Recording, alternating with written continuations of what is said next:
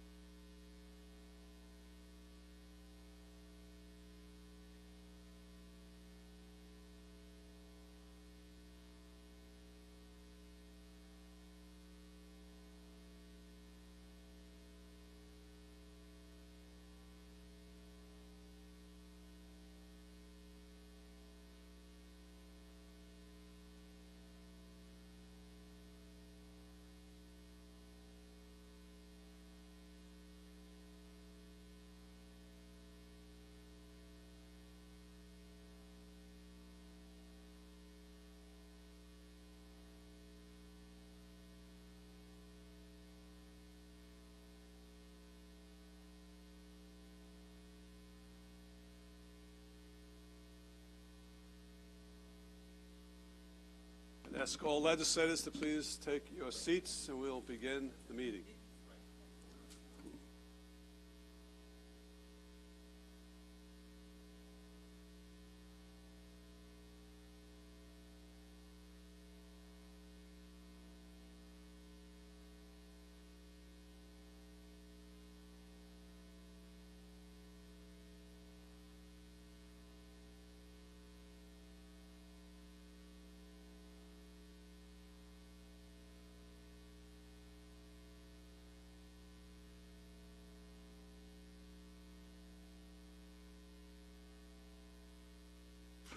All right, I'm going to call this meeting of the Nassau County Legislature to order. I'm going to ask Legislator Kennedy to lead us in the Pledge of Allegiance and ask all of you to please remain standing after the pledge.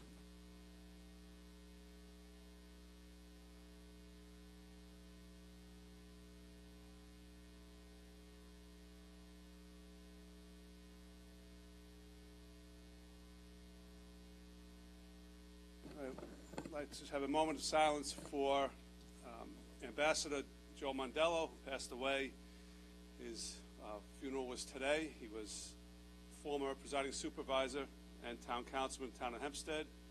He's actually the chair of this body, of the predecessor, the Board of Supervisors, ambassador to Trinidad and Tobago, longtime chairman of the Nassau County Republican Committee, and many, many other things. Also, he is the father-in-law of Majority Councilor Chris Estuni and the grand uncle of Legislator John Ferretti. So if you could all keep his family in your thoughts and prayers, we'd appreciate it.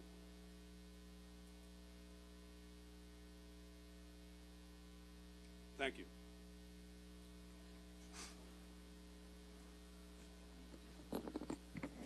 Mike, could you call the roll, please?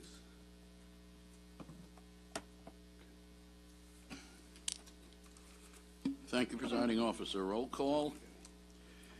Deputy Presiding Officer Howard Copel.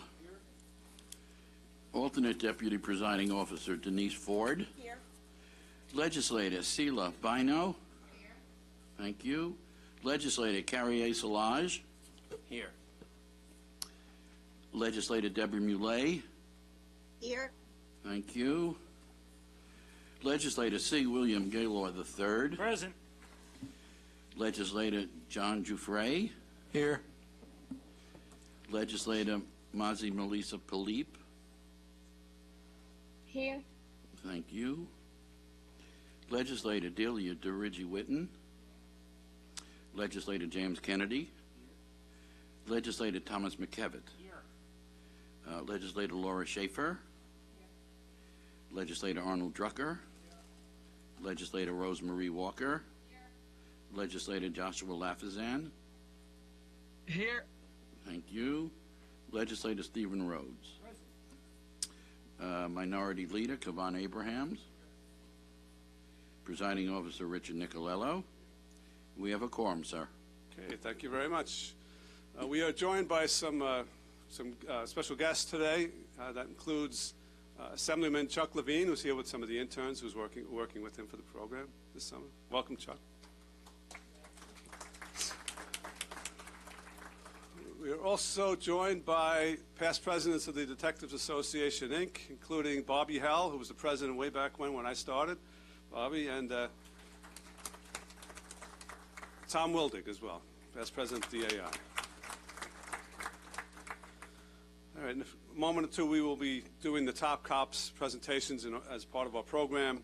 I just want to let anyone know who wants to participate in public comment to please fill out a slip, provide it to the clerk's office right over here. They'll give the slip to me, and then when we go to the public comment portion of the period, we will portion of the meeting, we will call you up to speak. So having said that, I'd like to invite up the Nassau County PBA and its President Tom Shevlin for the Top Cop presentation on behalf of the PBA.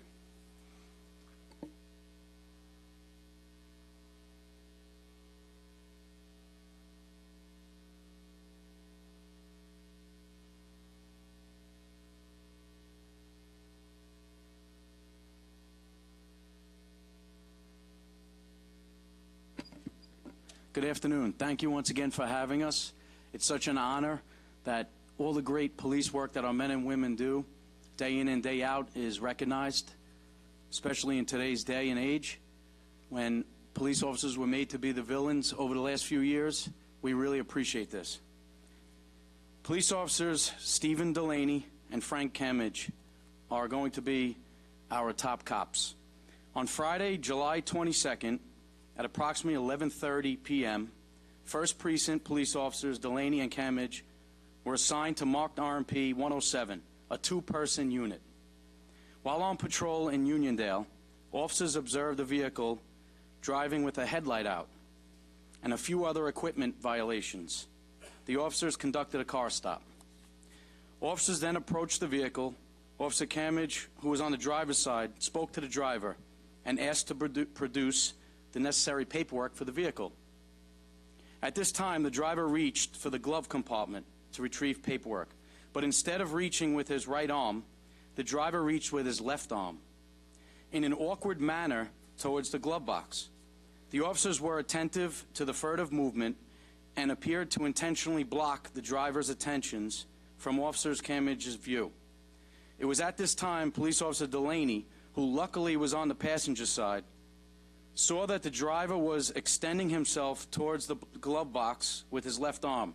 He was also reaching down with his right arm under the passenger seat. At this time, Delaney observed a firearm protruding from underneath the driver's seat. Officer Delaney immediately drew a service weapon and ordered the subject out of the vehicle. Thankfully, the subject complied. He was removed from the vehicle and taken into custody without further incident. A loaded 9mm Ghost gun containing a 33-round magazine was recovered from the driver's side floorboard. During the arrest processing, a warrant check for the subject showed that the driver had an outstanding Nassau County arrest warrant for murder in the second degree and conspiracy in the first and second degree. If not for these officers' quick thinking and experience, as well as being a two-person car, this routine car stop could have had a very different outcome. This also proves there is no such thing as a routine car stop. The Nassau County PBA is proud to announce Police Officers Stephen Delaney and Frank Camage as legislative top cops for August 2022.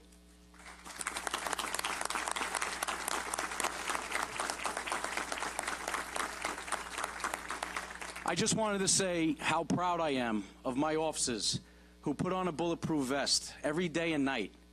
They kiss their loved ones goodbye, and they go out there and they risk everything for all of us, for our communities, for perfect strangers. I want everybody to think about that. When we have some rough times out there, police officers are not the bad people. We're the ones risking our lives every day, and I am so proud of them. Thank you.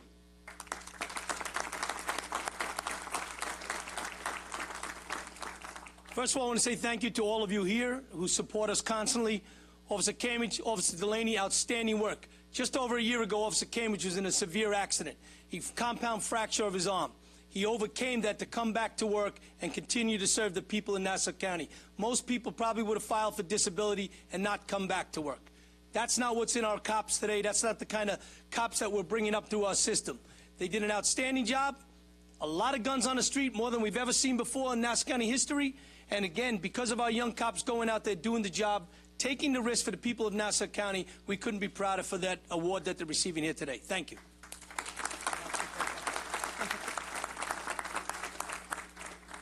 Me and my partner just want to thank the legislature, Commissioner Ryder, President Shevlin, just for honoring us and recognizing us for our work.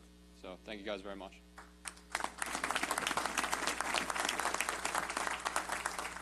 Thank you. Legislator Ford, and then Minority Leader Abrahams.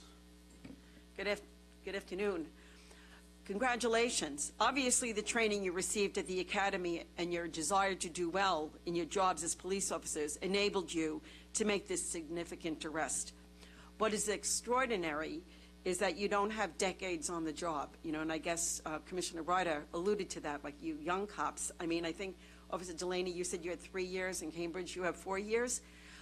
That really speaks to the character, and how well you've embraced this job to do as best as you can.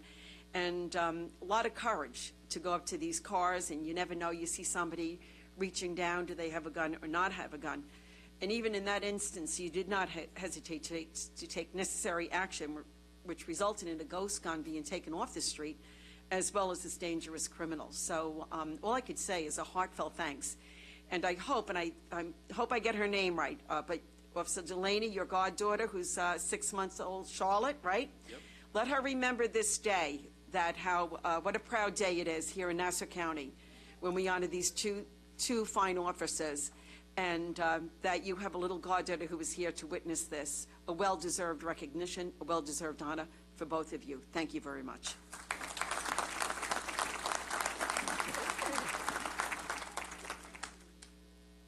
Thank you, Presiding Officer. On behalf of the Uniondale residents and the district that I represent and share with Legislator Bino, I want to thank both of you for your attentive police work on that day.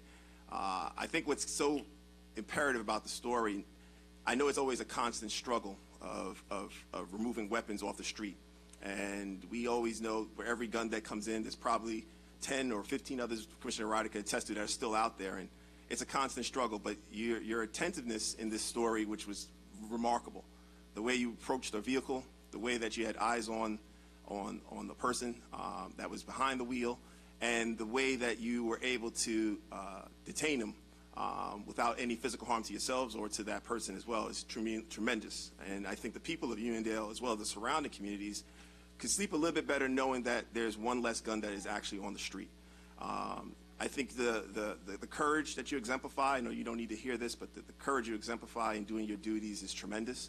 And I think also on top of that, the good police work that you have done in making sure that another gun was off the street is amazing. Again, I just want to thank you on behalf of the residents of Uniondale, as well as the surrounding communities, for removing another weapon. I know it's a part of your job, and you're not looking for thank yous or applause, but today, hopefully, will bring some recognition that this legislature stands behind your good police work as well as your jobs. Thank you very much.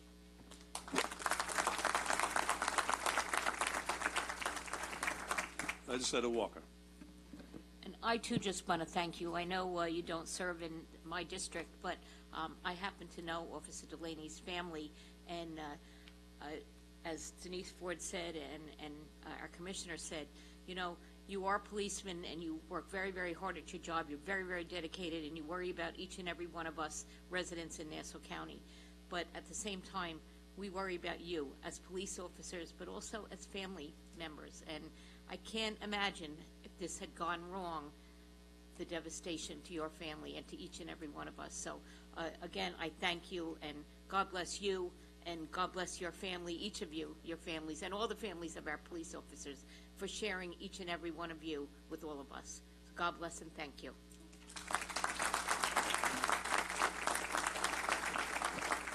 Thank you. We'll have you up in a moment for a presentation from the whole legislature. We also have a presentation for top cops for the month of August 2022 from the Nassau County Detectives Association, and I want to invite President Jeff Gross up.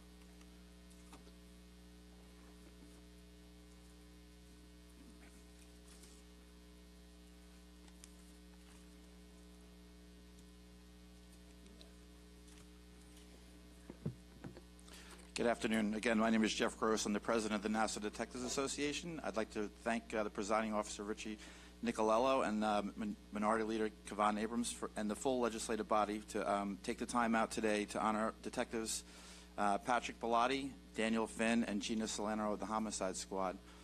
No matter what I'm going to say, this is not going to be justice to this case. This case was a homicide that was committed back in February 15th of 1968. It happened at the Green Acres Mall, where a young woman, 23 years old, went to buy shoes, never returned home. Her parents went to look for her. They found her car, and they found her inside of it. She had been duct taped, she had been raped, and she was murdered. The grandparents ended up raising the child themselves, and the daughter wrote a letter to the Homicide Squad back in 2003 to try to get an update and find out what was happening with the case. Even in 2003, that would have been considered a cold case. Detective Bellotti got the case. He went to his supervisor, the commanding officer, Dennis Farrell. They talked about the case, and Detective Bellotti was allowed to investigate the case. And the reason why I say that is he was suffering from cancer at the time, so I don't think he was actually doing full duty at the time. But he met with the victim's daughter. He spoke to her. He was able to get these old cases, old evidence, and try to submit them. Back in 2003, there wasn't enough DNA evidence to make an arrest or even have enough to get probable cause.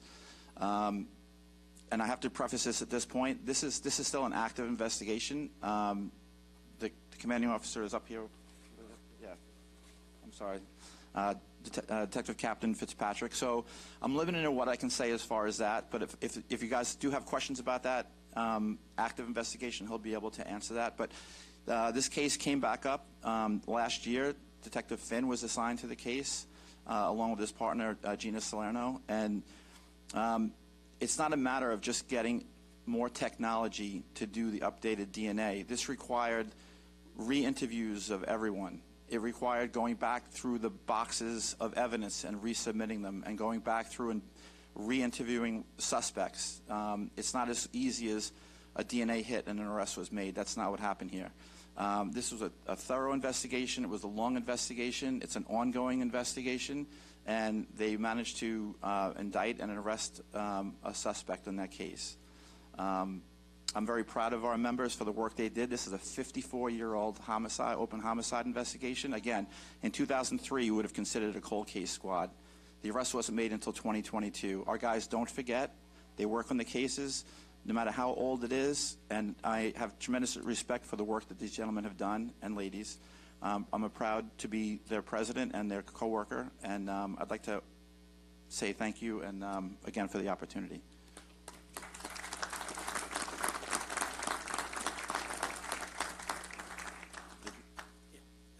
Sorry, sir. And there'll be no questions about the active investigation? None? Right, Steve? Correct. Thank you.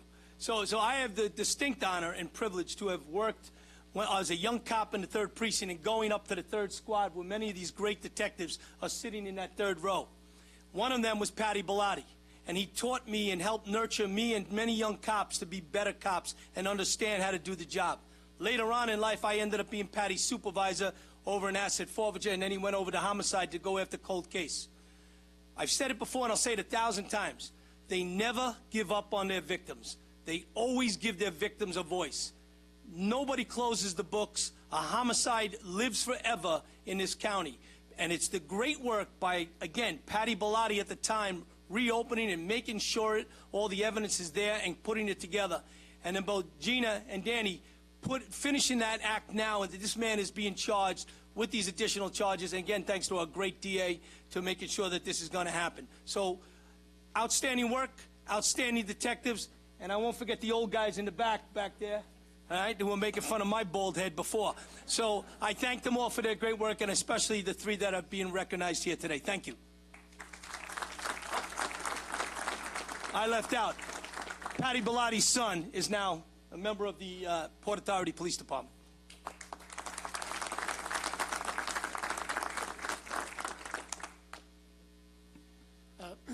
I just wanted to thank the legislator and Commissioner Ryder and the rest of the members of the Nassau County Police Department for recognizing and the support for the work that we do.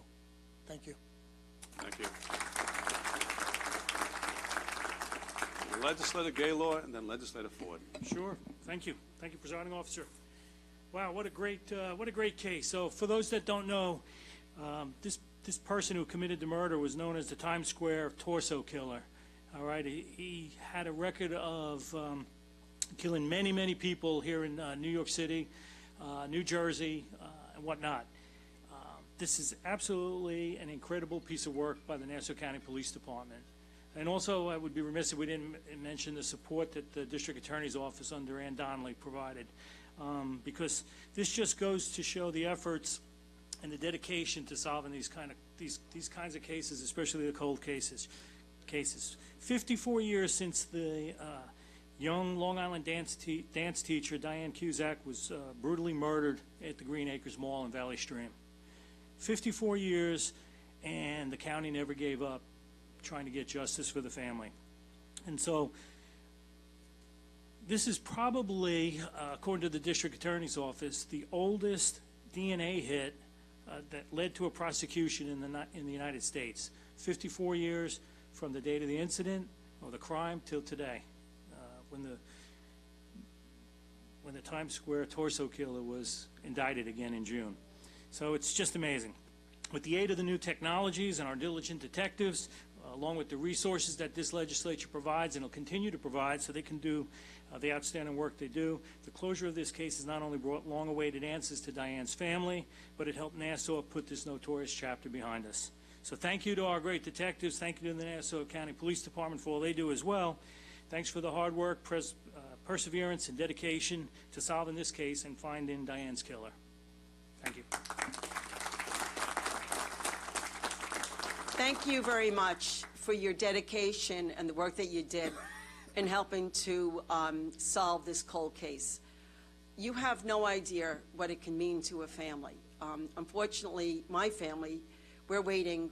My cousin was murdered over 20 years ago in New York City. So we also, family waiting, hopefully someday we will have this closure and we'll be able to thank the detectives in New York City for finally bringing closure. It is so important. I know that you look at this as you're just doing your job, but what you have given to this family, I'm sure that they probably are so thankful and so happy finally that they could finally find the closure that they need, and to know that this is all going to be put behind them. So as a family who suffers from this, I have to say thank you, thank you, thank you on behalf of that family that you've just brought some relief to.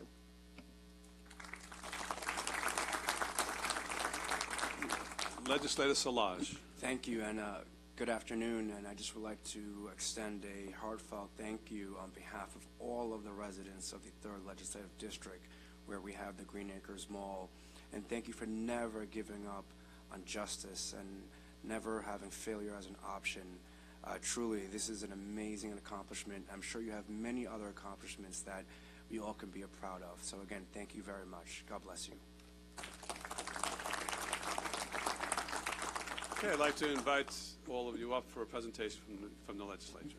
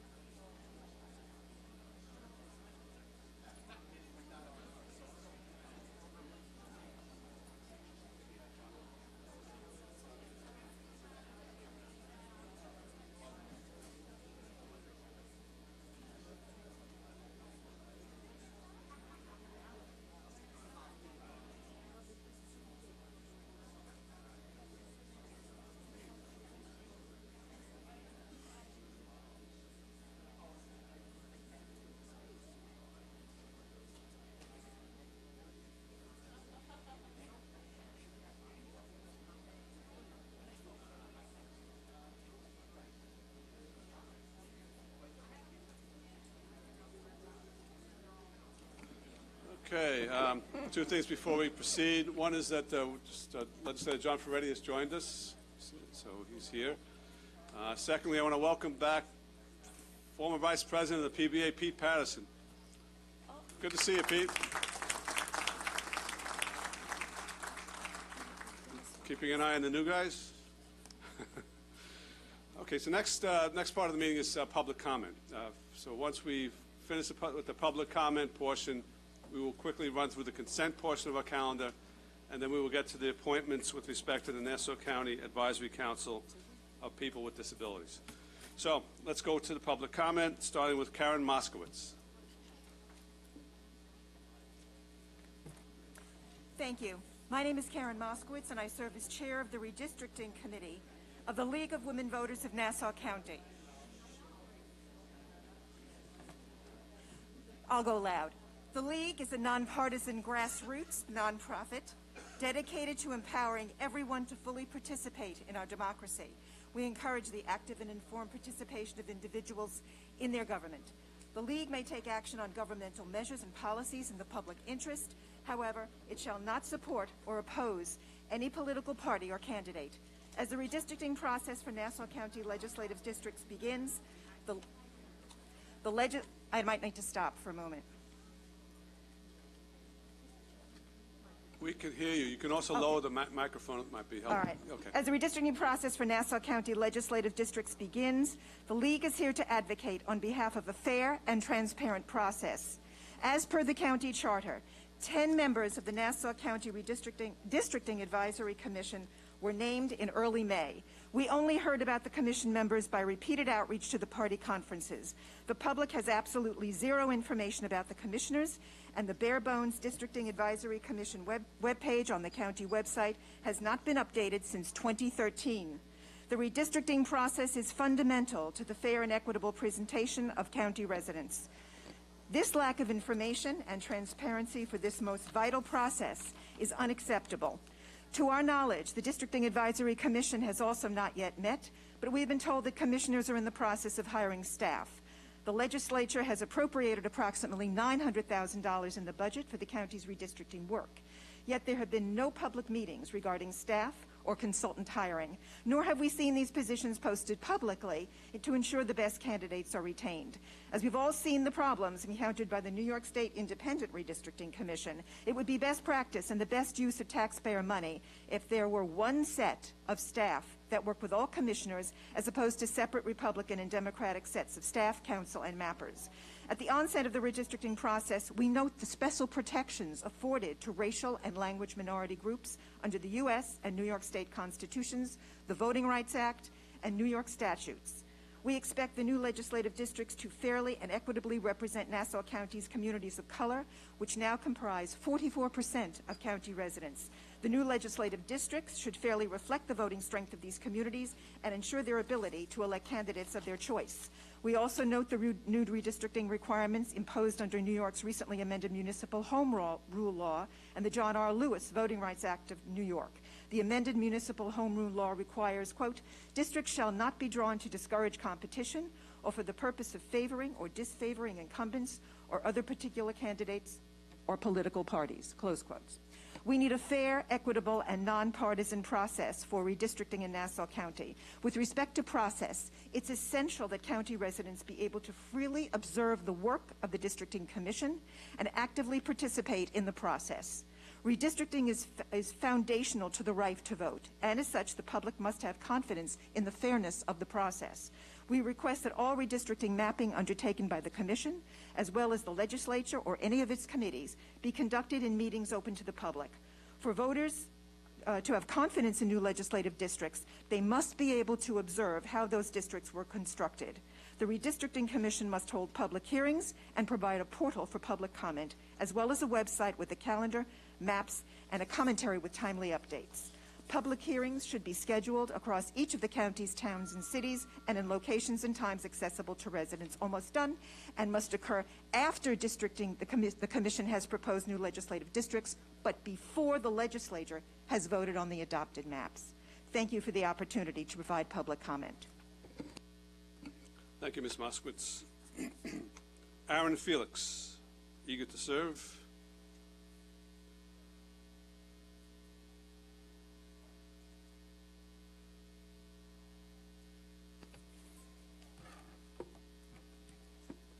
Good afternoon.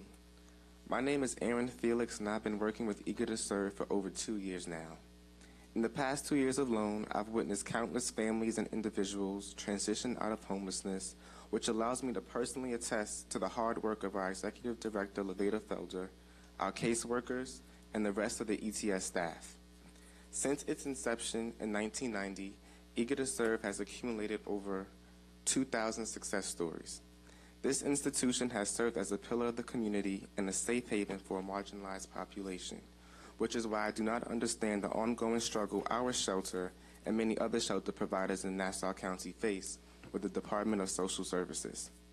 Our agency has experienced and documented a decade's worth of payment payout discrepancies, the enforcement of illegitimate regulations, and tactics such as threatening to shut us down, not placing clients, displacing clients that are in shelters, discontinuing their TANF benefits, and seemingly being alienated from DSS altogether. I am here today as an exemplar of ETS's dedication to aid the homeless and to ask you to hold the responsible parties at DSS accountable. You've already been made aware of these issues, so I ask, what are you doing about them? As I stand here, a constituent of Hempstead, I am watching how my elected officials that we the people put into office handle this situation. There's a proverb that says, when the elephants fight, the grass suffers. That means the longer you, our elected legislators, DSS, and Eager to Serve go without absolving this issue, it's the people who don't have a home, the people who are relentlessly striving to rebuild their lives that suffer the most.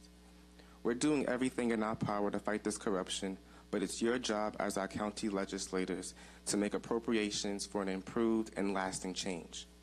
It is our hope that once and for all, DSS is operated as it was intended to do so, to strengthen and preserve families by providing financial assistance and services to residents of Nassau County in accordance with state and federal regulations and laws.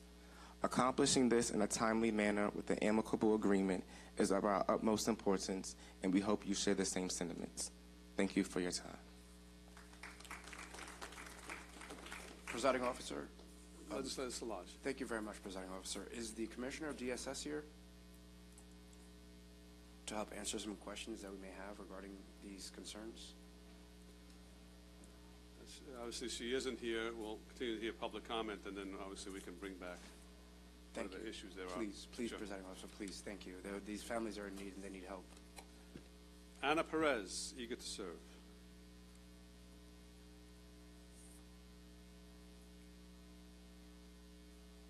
Hi, I'm Levada Felder. I'm going to speak on behalf of Anna. She had to go back to work. She texted her talk. Hi, ladies and gentlemen. My name is Anna, and I'm a current volunteer with ETS and former employee due to funding issues. I choose to stay a volunteer at ETS because working alongside Ms. Felder inspires me to be a better person. And during my time with them, over a year, I met some of the kindest, most selfless people. Ms. Felder gave me the opportunity to serve by allowing me to create workshops every third Saturday of the month for our people. I think at that time she saw something I didn't see, because organizing these workshops ended up helping me fulfill myself as much as they help the people. Even though the information was constructive, and during our events we touched subjects like drug abuse, mental health, building healthy habits, meditation, yoga, Tai Chi, arts and crafts, sustainability, the part that helped us all the most was creating a sense of community. People felt seen, heard, they received advice from one another, a hug, a smile, a pat on the back, we laughed, we cried, we were there for each other. This is what Ms. Felder is fighting for. She connects us. Her efforts are making a tremendous impact. It would be a shame to waste our endeavors to create positive change by having DSS shut down the place of hope, ETS. I'm confident that we receive your support in this matter. I am open for any suggestions, ideas, questions. Thank you so much.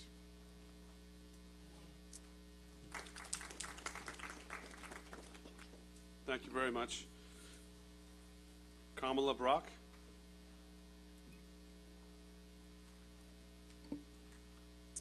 Hi, it's pronounced Camila, but you can call me Cam Brock. Hi, good day to you all. My name is Cam Brock, and I'm a resident of Nassau County. And I've been a resident since 1996, and it's such beautiful homes that we have here on Long Island. And I hope you all have a beautiful home to live in with air conditioning. Because can you imagine if you had to be homeless in today's heat? And it's really hot outside, so I don't know how you guys could survive being homeless, but if you think you could, would you want to try it? Okay. So when I ended up homeless, I never knew Eager to Serve existed. When my mom died, my father had to sell drugs, and he got locked up for the first time at the age of 61. And I ended up living with friends. And, excuse me, I'm very emotional, but Eager to Serve took me in and gave me a warm bed, a warm shower, hot food, but never a cold shoulder. And when it comes to human decency and the right to basic food and shelter, this administration, like so many others, have given we the people a cold shoulder. And I'm just asking why, because I know you guys were elected to be the good guys. So it says, in God we trust in our money, but can God trust you to do the right thing with our money? So if you don't feel like you can do the right thing with our money, you should step down and allow someone that will do the right thing with our money, because the right thing to do is to be fair when allocating funds to combat homelessness, and Eager to Serve has been a leader in ending homelessness for so many people and continues to help people just like me till this day. I'm no longer homeless. I have my own place in Baldwin Harbor. I drive a BMW, and I've been working with Freedom Care for the past 3 years. So if you would shut down someplace like Eager to Serve, then you'll be having people like me camp out in front of your houses in Garden City and Rockville Center. And I'm sure you don't want that. Do you have any questions? No, thank you very much, Ms. Brock. Presiding Officer. Legislator Szilagyi? Miss Brock? Yes. Yes.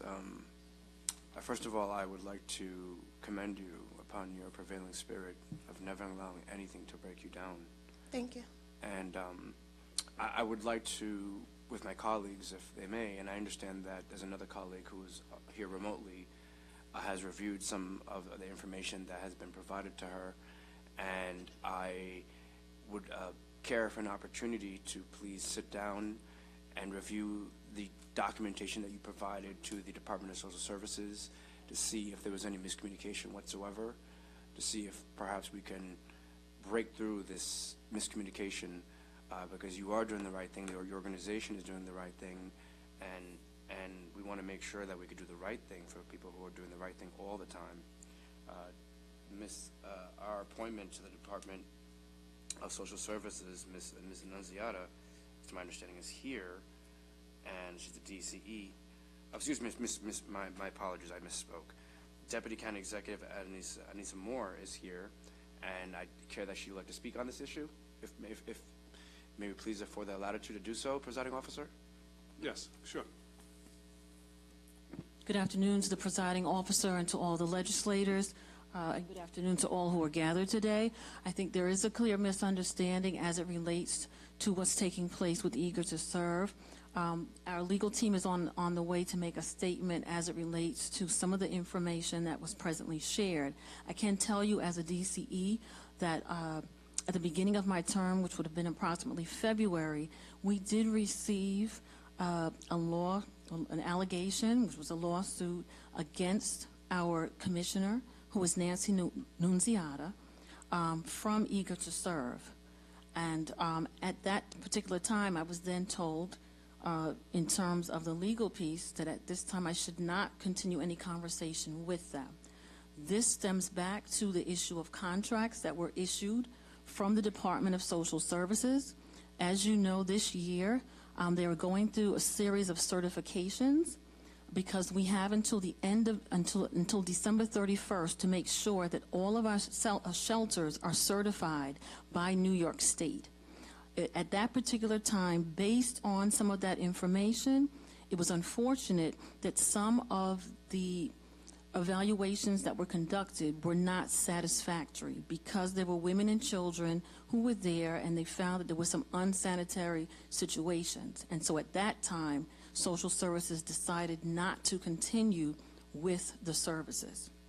It is my understanding that Eager to Serve is moving forward with correcting those matters, and when that takes place, then we will be able to come back to this body to give further information. Deputy County Executive, and how long do you foresee that process may take? Because we, as Ms. Brock stated, we have extreme heat today, and I think that may continue. So how long will that process take? Okay, so I don't want to state a particular date and time because of the fact that this has to be done right, because we do understand that the homeless population is a priority as it relates to social services, and we want to get this right. So I am waiting now to hear from David Call, who will come down and talk about what's taking place presently.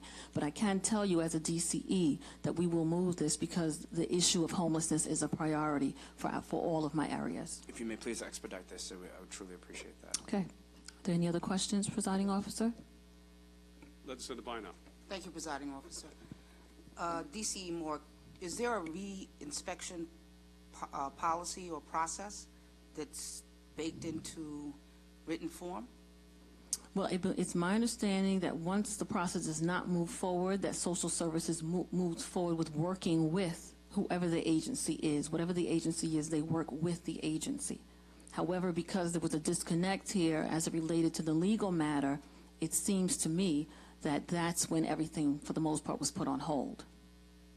So because there was a lawsuit, yes, you're saying that you wouldn't speak to them about ordinary business, separate and apart from whatever the lawsuit was right, not at this time. I was advised not to move forward because there was a major suit and we were being accused of several things, and all of that information needed to be clarified before moving forward. So this is the first time today that I'm hearing this new information as it relates to the concerns that they're bringing to this body. Okay, so I'm going to ask this question one more time. Sure.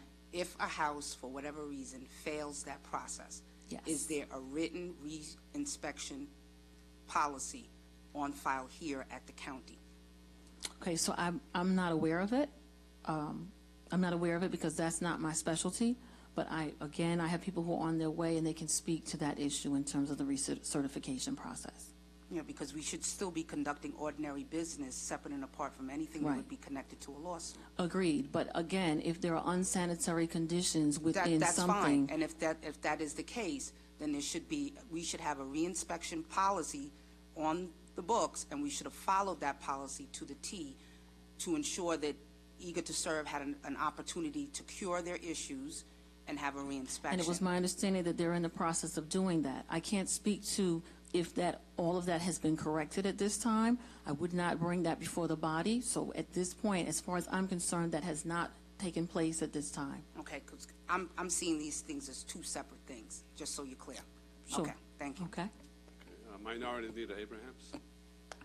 DC Felder, I just have a quick question, and it's separate and apart from the lawsuit or anything along those lines. But as I hear some of the comments by some of the folks that came up, and the amount of years that Eager to Serve has been serving in this capacity, I just want to make sure that how is the department ensuring that the folks that they are serving are not falling through the cracks? That we are ensuring while this recertification process is taking place, that folks are still being directed to somewhere. Hopefully, eventually it will be Eager to Serve, but if Eager to Serve, I'm understanding during this recertification process is not being reimbursed for people that they attend to, then the people that there's still got to be, the public doesn't know that they are going through this process. So people show up to their door. Obviously, I think I've known Levada Felder for quite some time. I'm sure she's still continuing to do whatever she could do in her capacity. But if folks are falling through the cracks, how are we ensuring that they're still getting services? I can say this. It's not to my knowledge that anyone is falling through the cracks. I would not use that particular language because this is a priority for us. We do this day in and day out in terms of the DSS staffing. So if there are individuals who are still in need, right? It's the responsibility of DSS to move forward with that, and I really can speak with confidence that we are doing that. We would never allow for any resident of Nassau County to find themselves in that particular predicament. But I hear what you're saying, and like I said, I will look into it. This is the first time I'm hearing the additional information. I have not received any communication as a DCE regarding the actual allegations and also the comments that are being shared today. That information has never come to my desk, because then I would have been able to get involved on my level. I just would like to hear in on the ground terms how it actually happens. So if Ms. Felder, as the executive director of Eager to Serve, is she in communication, or you're not in communication with her at all? No. So if there's someone that shows up to Eager to Serve's door and she is prohibited or doesn't have the ability to provide funds or provide, I guess, shelter to those families, how is that, if you're not talking to her, how is that being communicated so that the folks that show up to her door are not being turned away or they're not falling through the cracks? Okay, so again, the folks that would show up to her door would then go back and make a phone call to DSS. They would either go through the emergency housing process, where they would find some place for them to go. But that's never, it never comes back. It doesn't come to me unless there's an issue. If there's a red flag or if someone has an issue, they would call my office for that. Okay. So are you tracking that correspondence and phone calls back and forth? So Right. So you have a running count of folks that have been going there and telling you this story? No, I do not. And that's why I'm saying this is the first time this information is coming to me, being that I was just called out by our legislator Szilagyi. So what I'm saying is I haven't received any communication on my end. And I do receive communication on a daily basis from people who are seeking housing, or if there's something that needs to be done as it relates to troubleshooting, then that information, that email or that phone call would come to me. I have not received any information as it relates to this subject. Would the DSS commissioner receive that information? Yes. And she's not unable to be here today? Correct. Can she provide that information to this legislative body? Absolutely. Okay. I can have that. I will send out that communication today. Okay. All right. Okay, and then that way I can update the entire body. And if you have any additional questions or any concerns as it relates to DSS, please feel free to reach out to me directly, and I will work with you as well as those who are here today. I understand the constraints of the lawsuit and how that presents you from talking at liberty about this particular situation, but I think if Mrs. Felder was comfortable with communicating, at least the folks that are showing up to her door, that she cannot provide the services to those families, there should be some avenue of communication, because at the end of the day, we're serving people, the humans. So I think there should be some level of communication even during this recertification process that allows people not to go without the service. You know, even if they have to go to somewhere else, they should have that avenue, that pickup, to be able to do so. And that's the part that's more troubling to me than anything else. Right. I understand the lawsuits, and I understand the recertification process, but I think at the same time, the average resident that lives in Nassau County doesn't know anything about that. I mean, maybe they might, but chances are, if they're enduring a period of being homeless, they're just trying to get help. So they're going to go where they know they can get the help from, and if they're not able to get the help, or they're still eventually homeless, I would like to see those numbers. So if you can have Mr. Nunziato provide that stuff to us. We'll do, and we're on the same page. We absolutely agree. Okay. First, Legislator Muley. Legislator Muley. Yes, thank you, Presiding Officer. Hello, DCE Moore. I have a few questions. Prior to the lawsuit, can you tell us what was being done, if anything, to help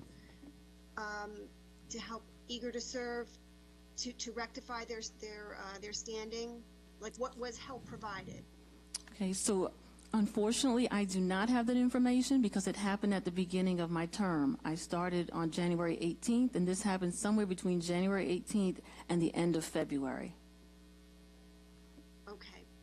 And can you also tell us what the process is when someone is seeking shelter, like, would they go to an individual homeless shelter, or would they have to go through a process through DSS? Right. You would go through DSS through our various agencies. So again, one of the client managers would go ahead and move forward with the referral based on the individual's needs, and then they would begin to develop a whole program for that individual, or if the person has a family, usually women and children become the priority in these situations, and then they would be assigned someone who would work with them and work them through the process.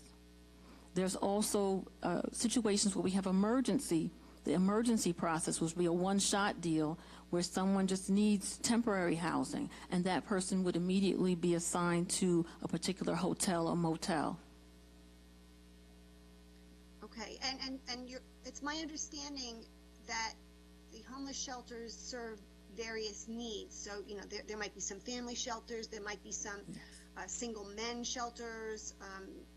Can you talk a little bit about that? Yes. So in other words, like I said before, the shelters, the actual allocation or the designation for each individual person would be based on the need. Our goal is to maximize the benefit for that individual or client. If that person has a family, or if the person has it could be a mental health need, could be a person with disabilities. So it's very specific to that individual's need, right? So that's how that works. But again, it's a priority for us in terms of DSS to make sure that people are placed. And we understand right now that the whole issue of homelessness and shelters and where shelters are placed has become an extremely controversial issue, because no one really wants homeless shelters in their communities. And so we're doing our best to find some place for people to go. And that's an ongoing conversation. I believe that by the time we come to the end of the year, we're going to I'll be coming back to this legislative body to talk about some creative ways or innovative ways for us to address that. Thank you very much. Thank you, Ms. Moore. Thank you. Thank you, Presiding Officer. Thank you. We have Jalissa Morris, who submitted a slip to speak as well.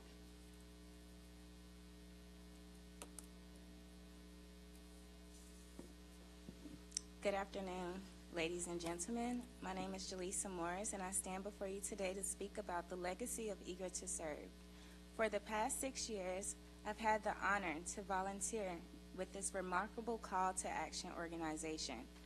As humans, our words have meaning, but our actions is what drives change for tomorrow. As a society, it is easy to be blinded by those that are different from ourselves. I'm here today as a witness that no matter the skin color, religion, class, or gender identity, we all belong to the same race, which is the human race. We all get hungry, feel cold, and need someone to understand us, as that is a basic human need. The only difference is you don't have to worry about where to get your next meal or where to lay your head for the night. Eager to Serve has been a pillar in the Nassau County for over 30 years. It saddens me that people whose job it is to help the community see homelessness as someone else's problem, and only a chosen organization has the right to get involved. Homelessness is a problem for everyone. We must not continue to pretend that homelessness is not a state of emergency. The citizens of Nassau County deserve a great quality of life. Despite the obstacles in place to hinder those, everyone deserves to feel safe, seen, heard, and important. Eager to Serve mission has always been just that, looking at the overlooked, giving a voice to the voiceless, and a home for the homeless. I challenge you today to be eager to serve the community in which you are committed to support. I ask you to stand with us to continue to uplift those that have been counted out. In closing, I will leave you with this. The quality of your life will improve the moment you begin to improve the quality of someone else's. We are here today because we care. Our work is important, and the legacy of this astounding organization must continue. Thank you.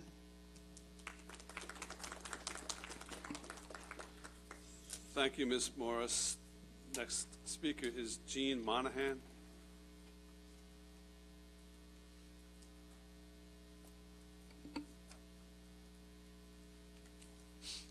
Hi, how you doing? Here to talk about boating safety on Long Island and improving it. A couple of years ago, legislation was passed to eliminate fuel trucks from delivering to boats. I've spoken to many fire departments. They've told me that carrying just 1 gallon of gasoline in your car that's not vented the way your gas tank is the equivalent of 12 sticks of dynamite. So what's happened is people are carrying 5, 10, 30-gallon jugs of their car driving around in the neighborhoods. If they get rear-ended, it could cause quite an incident. There was no safety issue with delivering gas to a boat from a truck. There's never been an incident where you can search the internet and see that, you know, a fire was caused or a spill, but right now it's working out about every other year on Long Island there's a fire at a marina that's been dispensing the fuel. And if you remember what happened in Superstorm Sandy, there were thousands of gallons of gasoline and diesel poured out into the Great South Bay after that.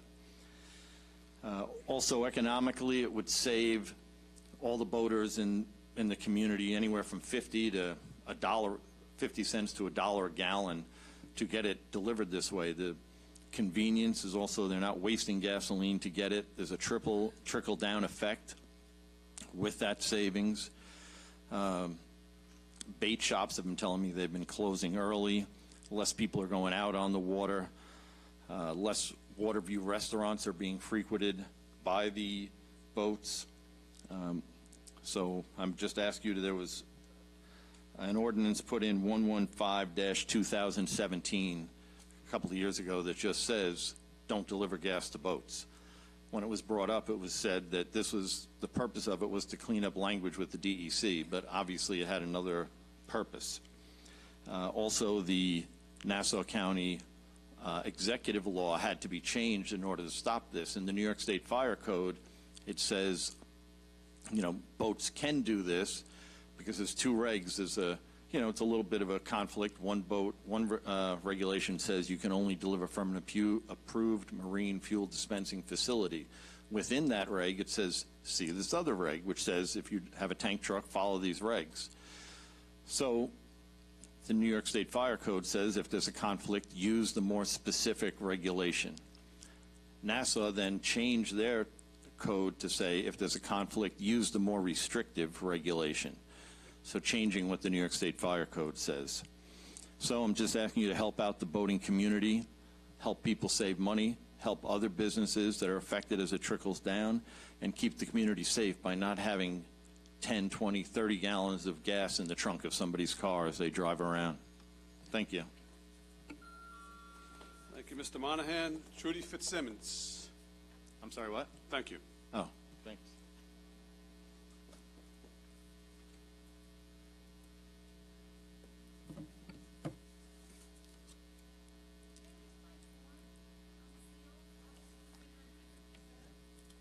Good afternoon. My name is Trudy Fitzsimmons. I'm with Vision Long Island, and I'm here to talk about the Hempstead Roads testimony. We at Vision have developed a series of simple recommendations that will be submitted along with this testimony. These recommendations were not chosen lightly or abstractly. We have had a number of conversations with residents, business owners, elected officials, and others in the area. We have firsthand knowledge from staff that has lived in this area and many board members who have projects in this area. We also have conducted our own walk audit just last month, so we have the most recent data available to us when making these recommendations. This walk included partnering with AARP and residents of the community. It is our recommendation that there should be some attention given to narrowing the major roadways. Many far exceed the width necessary for safe yet flowing traffic. Crosswalks need to be redone and in some areas redirected to the actual flow of pedestrian movement. We noticed many areas where people did not use the crosswalks because it was not a location that is near their destinations. Sidewalk conditions showed many in need of repair. Some were crumbling, others had been taken over by vegetation, while some simply led to nowhere. Lastly, we ask that landscaping be included in the focus of roadway improvements. We have seen in many cases, like the community neighbor to the north, that landscaping can affect the flow of traffic. Not only does it provide a sense of place and caring for the community, it also helps to be natural deterrents to speeding and causes drivers to be more aware of their surroundings. We have looked into this and will continue to search for federal funds to aid in a major infrastructure improvement. However, there is so much to be done now. We are here and willing to sit down with you all at any time, as we know the importance of these improvements. Simple changes can mean an increase in quality of life for the community, and we are here to help. Thank you for your attention. Thank you, Ms. Fitzsimmons. Pearl Jacobs.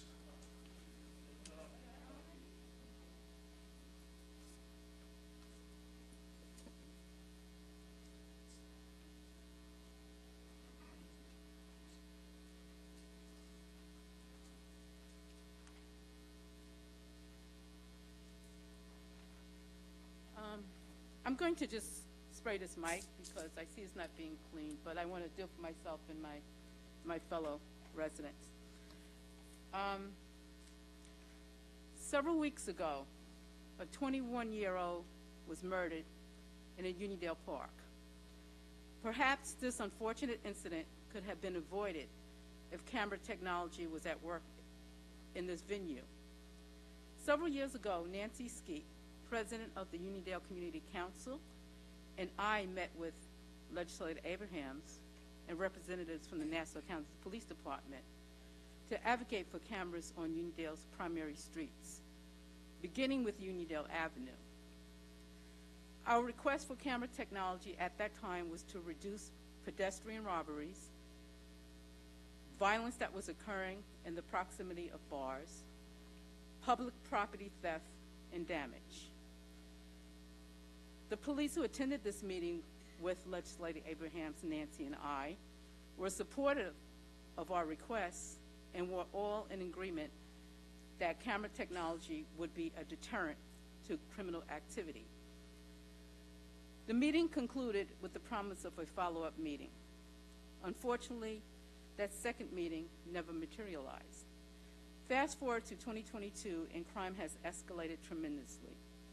Data has proven that camera technology results in crime reduction, assists in criminal investigations, and helps to solve crimes. As I have stated at previous meetings before this legislative board, Nassau County is being tested, and let's not embrace the delusional mindset that New York City and Nassau County are worlds apart, as we have much of the same issue now that New York City has.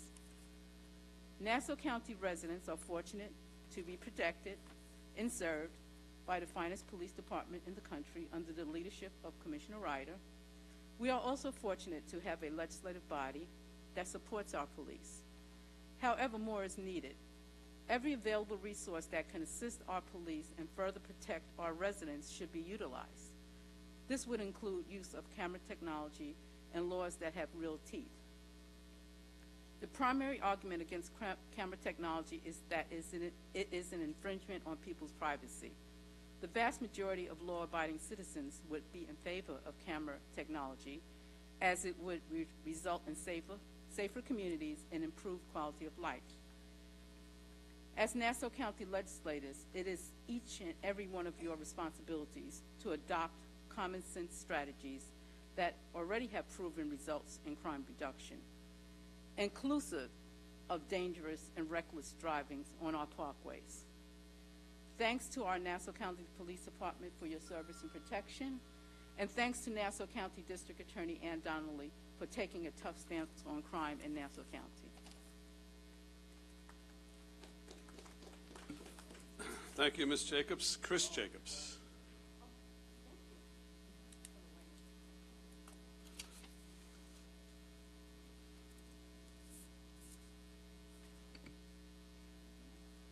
Good afternoon. I'm here to advocate for stricter laws regarding fireworks possessions, particularly in Nassau County. I, along with all the residents in Nassau County, have to endure these miscreant residents setting off fireworks throughout pretty much the warm season from April all the way to September. It annoys myself. I think about the elderly residents that live in all our communities, along with the small children and the veterans who basically have to endure these people who set off fireworks, particularly in the weekends and late at night, 11, 12, 1 a.m. And basically, I just said that, when I looked up the law and I see that most of the laws incur that if you sell them, there's a more stricter penalty. However, there's very little teeth to the law if you possess it. So every time I call, when this happened in my neighborhood, and I have people that tell me it's all around, the police do respond, and they do a great job of trying to mitigate it, but the same people do it over and over again. So I think there needs to be stricter laws for when the people possess fireworks. They need to have a stricter penalty done because it infringes the quality of life of our Nassau County residents. That's all. Thank you, Mr. Jacobs. Patty Harris.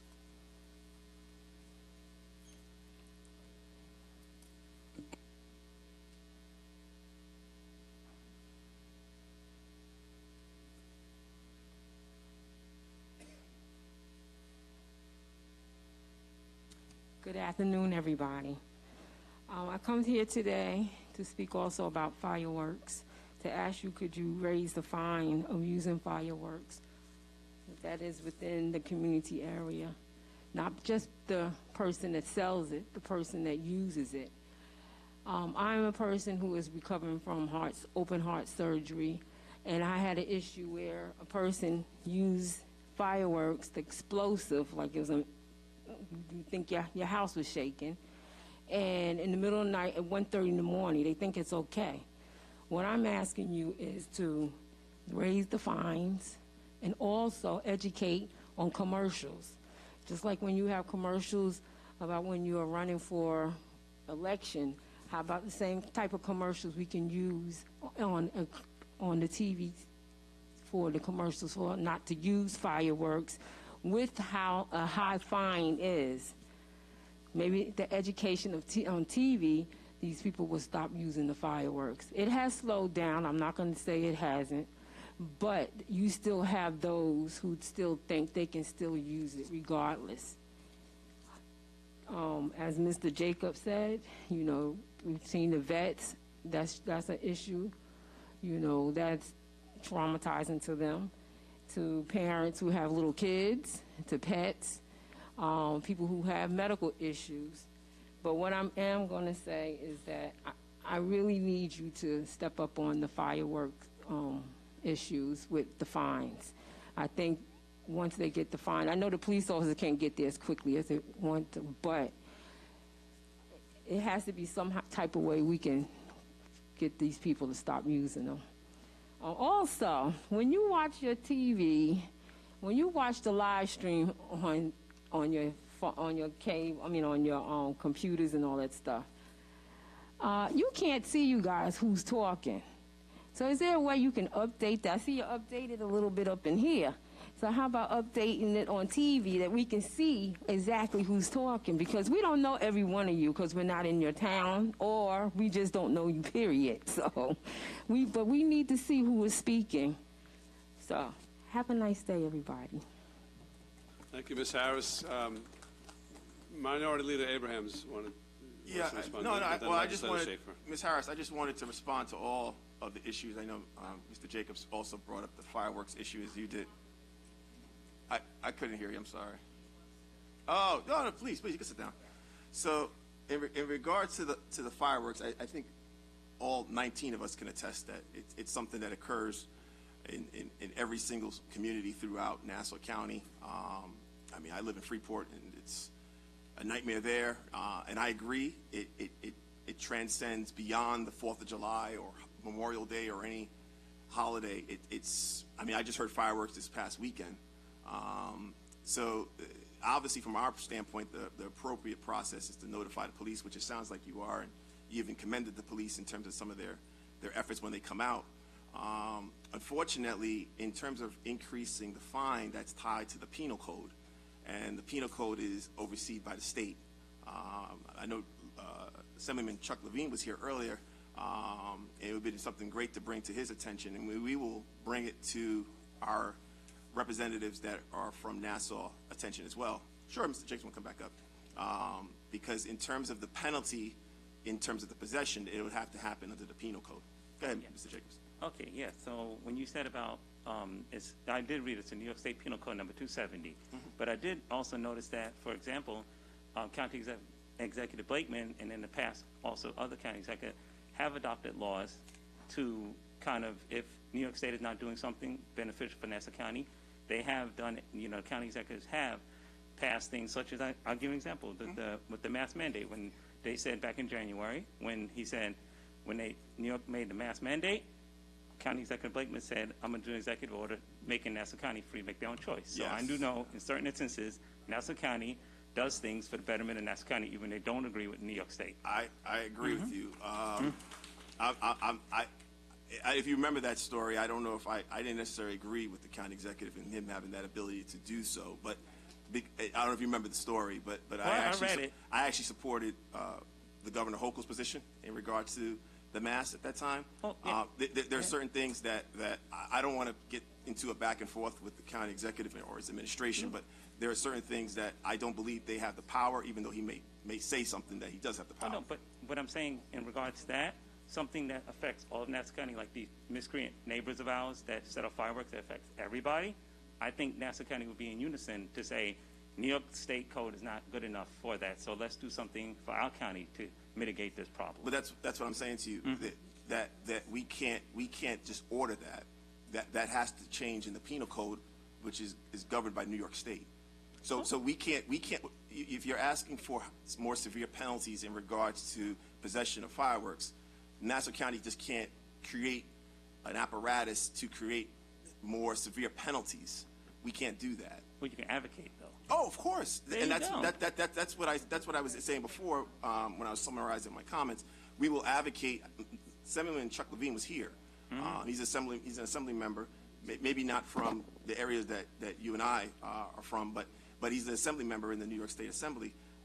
We can definitely advocate, and I plan to advocate to all the assembly members, not just the ones. It's something that everybody will. Yeah, I would agree that I think all of my colleagues here, regardless of where they live in the Nassau County, I mean, I frequent all parts of the county, and I hear it at all kinds of nights. There you go. In all parts of the county. So, from that standpoint, I think it's something that we could do in unison, and we can absolutely advocate. And love to have your partnership with that, and we'll obviously copy you on any correspondence that goes out from my office in regards to that. Okay. And then the other issue I just wanted to Ms. Jacobs, Pearl Jacobs is here as well, as regards to the cameras. I'm in wholehearted support, as you know, wholehearted support of the cameras along Uniondale Avenue. The ones at the park would probably fall under the jurisdiction of the town, so we probably need to circle in with Councilwoman Gooseby, Senior Councilwoman Gooseby, over there, as well as Supervisor Clavin. But in regards to the ones on Uniondale Avenue, I can give you an update on where they are. We've already provided the money and the resources to do it. It's now with the police department to look into the governance. There's always issues with governance. I remember this happened with oh Jesus, I'm having a senior moment with the sensors that shot spotter. Sorry, there's always governance of putting those shot spotters up, just like there's going to be governance issues with putting up cameras. In many cases, based on the survey that we last saw from the police department, some of those cameras would need to get clearance from private sector businesses to be most effective. And that survey, in terms of getting that understanding, is still outstanding. But the money has been there. It's been appropriated. And we're just waiting to hear back from the police department on their findings of being able to determine whether or not they could put up those cameras in the most strategic locations, which happen to be privately owned. So I just want to ask Legislator Abrahams, we had Of course. that meeting, I think it was before the pandemic, so it's like 4 years ago we had that meeting? Okay. I'll go based on what you said. so here we are 4 years in the future, and we still have no camera technology in our community. And the data substantiates, I'm sure, that communities where the data substantiates that camera technology will be useful in reducing crime, that should take priority. Okay, you said the money's there. I don't know when the money was put there. I know after that last meeting, that was it. So let's forget about the last meeting, forget about 4 years ago. Let's move forward, and let's move forward pretty quickly with this camera technology in our community. I agree with you. Because you know that it is needed. Absolutely. Absolutely. I think what could probably help, and if the police department is willing to disclose, is getting a greater understanding of the private sector locations that they would like to put the cameras up at. I think from the last time I remember it's not just cameras up on telephone poles, because sometimes telephone poles, those locations could be restricted by trees or anything along those lines. So if I remember my last conversation with the police department, it was strategically putting the camera probably on the corner of buildings or something like that, and getting that acceptance from them before they came back and said, hey, Kevon, the $250,000 or the $500,000 that you have appropriated, we won't be able to do it effectively. So at the end of the day, they want to be able to administer a camera program and a security program that is going to give us the highest assurance that we're going to be able to see everything that we want to see. The last thing they want to be able to do is put something in that's ineffective. Now, I agree with you. I'll go based on what your word. I mean, obviously, COVID's been going on for over 2.5 years, so it was definitely before COVID. So whether it was 4 years or so on and so forth. But what I'm saying today, more importantly, is that we will reach out to the police department and find out where they are with speaking with some of those private industry entities to see if they are more compliant to be able to move forward. Because to me, that was the biggest roadblock, is getting those industries. Yeah, so two issues. I know at the last meeting 4 years ago. I'm just going to cut in for a second. Just 1 minute, sir. Okay, but we have several people being appointed and waiting for 2 hours, so I want to get to them. 1 second, please. Thank you.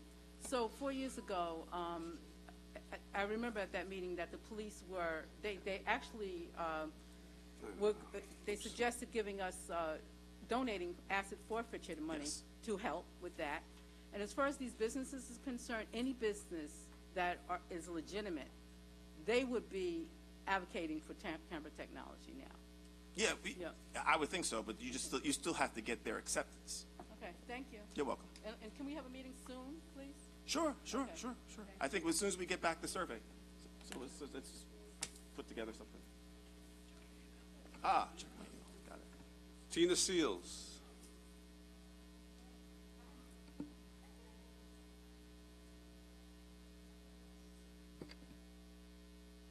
Is this on? Okay, good day, everybody. Thank you so much for having me in today. I'm going to be quick because I have a lot to cover. I should not have to be a hostage, and people should have a right to work whether they need a visa or not. And, we can't choose our hair, our teeth, or anything like that. If we could, well, let me just say this. People should have a right to go home. And, whether you are from Poland, whether you are from Russia, whether you are from the Ukraine, whether you are from India like me, or whether you should have a right to a home, And no one should have to tell me if my last address was in 11550, which is Hempstead jurisdiction, that Nassau County does not have jurisdiction over helping me reside in a shelter, whether it's eager to serve or not. I went to Nassau County for 3 weeks, and I told them I need emergency housing. Every police officer in New York City can see that I was sleeping outside of Equinox. Okay? I am not a criminal, I'm not a terrorist, I'm not a mole. So I inspected with DHS when in August of 18, I got word that my profile was being traveled. I went to the police, I asked them, do I have a background? They said, see immigration. I saw immigration. I interviewed with Tanel Crosby in ICE of Houston, Texas. I have gone back and forth to EOIR 26 Federal Plaza. You know why they don't want to transfer my case. But because I am a woman of integrity, I don't go around messing with the Russians and the Polish and upsetting Mr. Donald Trump's electorate. I'm just trying to sleep in the shelter. If I want to scratch my foot, that's my business. That has nothing to do with anybody else's children. They didn't treat the Kennedys like that, you know, and other people like that. Because I'm a minority, you want to stop at my appropriation. How come in the House of Commons, in the House of Leads, and all of these things where most of us serve, well, most of us watch on TV because it's a rotation of service that we all know. You know, how come we can't get appropriation to live in the shelter? You know I'm homeless because you know everything about me. You have my social, 485-887258. My name is Danette Reaper. Don't put that in the transcript. Okay. Thank you, Ms. Seal. From the Ukraine. Joseph Furt.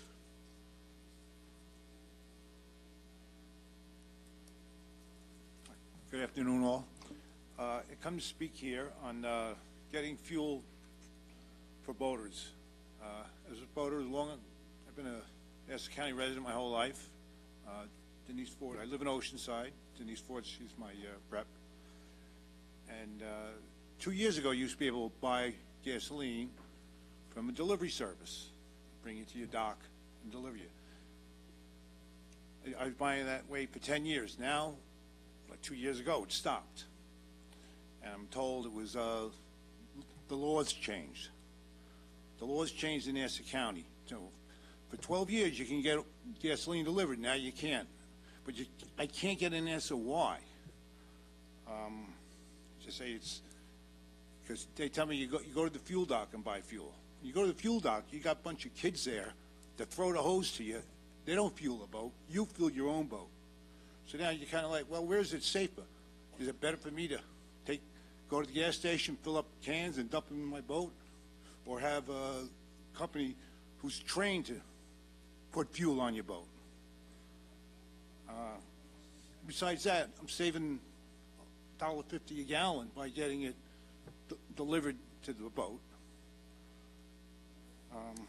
So these are the issues that I'm bringing up to county. And the unknown part is why for so many years you could have it delivered, then it just stops. I think it's more than a safety issue with the fire marshal. I'm not sure. And also the expense of taking your boat from the dock, driving to a fuel dock, then going there, then driving back just at night or something at their hours, not your convenience. So there's fuel wasted there. So basically I ask you the county executive legislative branch to just look at this again if you just could, because you know a couple years ago there were some big ass parades on the Great South Bay supporting different political people. I don't know if you've seen the photographs. It was quite amazing to watch it. So that's all I have to say for today. Thank you very much. Okay, thank you, Mr. Furt. Jim Van Dyne. Okay. Mita Meriday.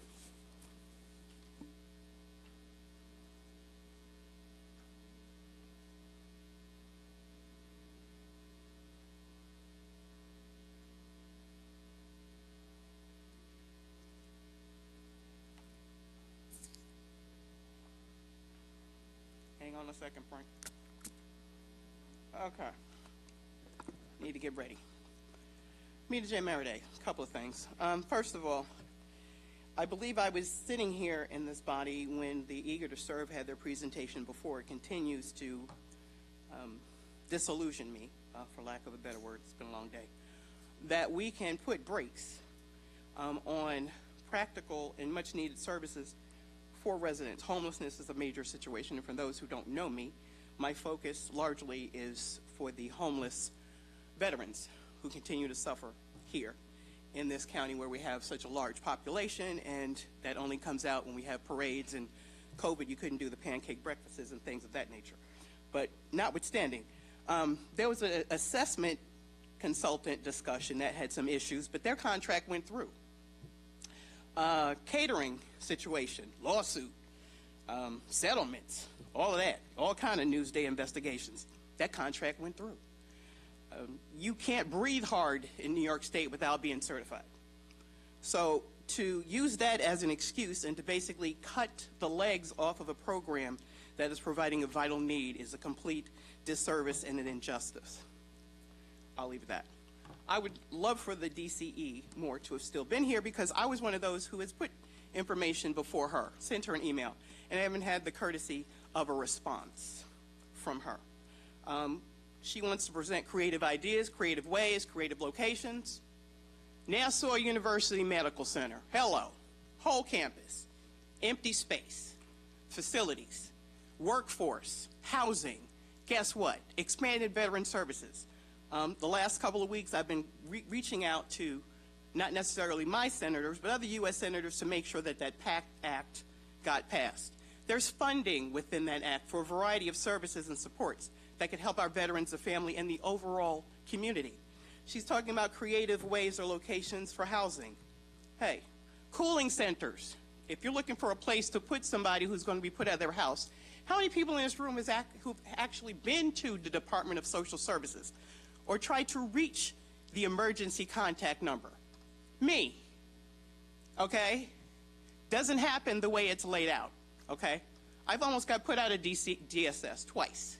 Literally, I had to have a previous commissioner come down, and my then legislator had to make a call to address an issue because one of those case managers was cursing out the child of a veteran who was about to get farmed out of the nursing facility.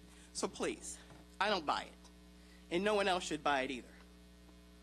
Cooling centers. There's a fight going on in the village of Freeport. There's a facility that's about to lose the last blade of grass that they have for an industrial park. I didn't hear too many of you speaking on that issue. So there's a lot that can be done. There's a lot that needs to be done, and we need our elected officials to step up. And this is my last point, and I will take my seat. There was discussion last time about taking funding from New York State. There's been a lot of speeches about the whole process with the liberal forms and policies. This is from the Brennan Center for Crime, a noted research development location. Despite politicized claims that this rise in violent crime was a result of criminal justice reform in liberal-leaning jurisdictions, murders rose roughly equally in cities run by Republicans and locations run by Democrats. So-called red states actually saw some of the highest murder rates of all. This data makes it difficult to pin recent trends on local policy shifts and reveals the basic inaccuracy of attempts to politicize a problem as complex as crime. Instead, the evidence points to broad national causes driving rising crime. And one of those national causes is homelessness. We need to address it. We need to address it now. Before you tell me my time is up, because a number of people have noticed at the last meeting when you let people speak and wax poetically for extended periods of time, you cut me off. I will take my seat. Thank you. Thank you, Ms. Merida. Yes, after, please. If I may say something after, Presiding Officer. All right. Okay. We're about to go into the legislature, but you can. Thank you. No, it was many mentions of Deputy County Executive Moore was made, but she deferred to her attorney, as any one of us would do if there's pending litigation, and we still have yet to hear from the county attorney on this issue, and whether there has been any attempt to negotiate, an agreement whereby at least some progress can be made as to helping these very vital shelters. And so we have yet to hear from the county attorney. I'm sure the county may be listening to the audio, yet he's not still here. And now we're going to proceed into our legislative hearing without having any words made by the county attorney. Is someone here present from the county attorney's office to comment on this? This is public comment, and we have concluded public comment. Certainly, you and we can follow up with the county attorney with respect to this issue, and we certainly will, to get some clarification as to the county's position. But we're not breaking out a hearing into this issue now. We're going to proceed with the consent calendar. Again, there's more than several people here who've been waiting for 2 hours for their appointments to be called, so I'm moving on to that. But first I'm going to call the consent calendar, which is items that have been gone through committees a couple of weeks ago, and it's been agreed by the majority and the minority that these items are ready to be voted upon with no further debate or discussion. These are item 1, ordinance 43, item 2, ordinance 44, Item 3, Ordinance 45. Item 4, Ordinance 46. Item 5, Ordinance 47. Item 6, Ordinance 48. Item 7, Ordinance 49. Item 8, Ordinance 50. Item 9, Ordinance 51. Item 11, Resolution 126. Item 12, Resolution 127. Item 13, Resolution 128. Item 14, Resolution 129. Item 15, Resolution 130. Item 16, Resolution 131. Item 17, Resolution 132. Item 18, Resolution 133. Item 19, Resolution 134. Item 20, Resolution 135. Item 21, Resolution 136. Item 22, Resolution 137. The items are moved by Minority Leader Abrahams and seconded by Deputy Presiding Officer Coppell. Any debate or discussion among the legislators? Hearing none, all in favor signify by saying aye. Aye. Those opposed, they carry unanimously. I'm putting the legislature in recess. So what we have to do pursuant to our rules is put the appointments through the Rules Committee first and then call them in the full legislature in a moment afterwards. So basically, we're going to open the Rules Committee, pass the appointments through to the full legislature, and then consider it in substance at that point. So, Mr. Clerk, could you call the roll for the Rules Committee? Thank you, Presiding Officer. Legislator Sheila Bino. Legislator Delia DeRiggi-Whitten. Ranking Member Kavan Abrahams. Legislator Laura Schaefer. Legislator Stephen Rhodes. Vice Chairman Howard Coppell. Chairman Richard Nicolello. Here. We have a quorum, sir. Thank you. We have a number of items, 232 and 238 of 2022. These are resolutions to confirm the county executive's appointment of and confirming the appointment of Lynn DiAgostino to the Nassau County College Board of Trustees pursuant to Section 6306 of the Education Law, moved by Legislator Schaefer, seconded by Legislator Rhodes. Again, this will be called again in a few moments in the full legislative calendar. But any debate or discussion at this time?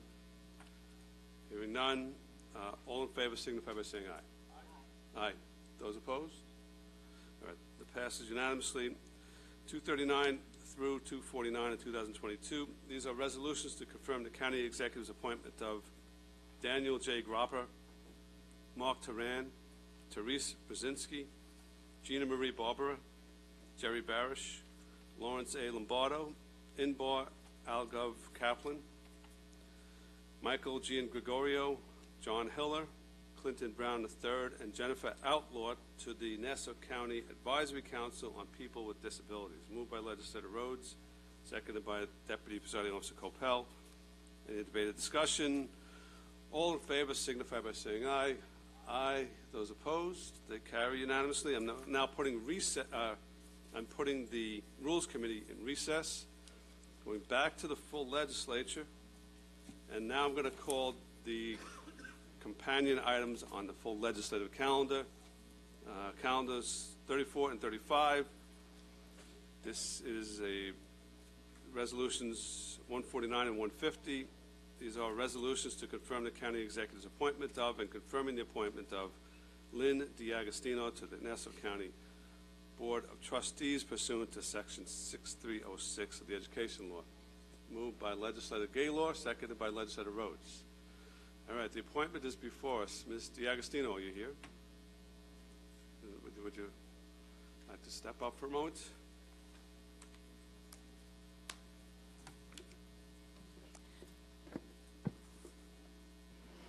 Good afternoon, distinguished members of the Nassau County Legislature. My name is Lynn DiAgostino, and I'm honored to appear before you today to seek approval for my appointment as Nassau County Community College trustee. I'm grateful to County Executive Bruce Blakeman for giving me this opportunity, and I thank him for his confidence in me.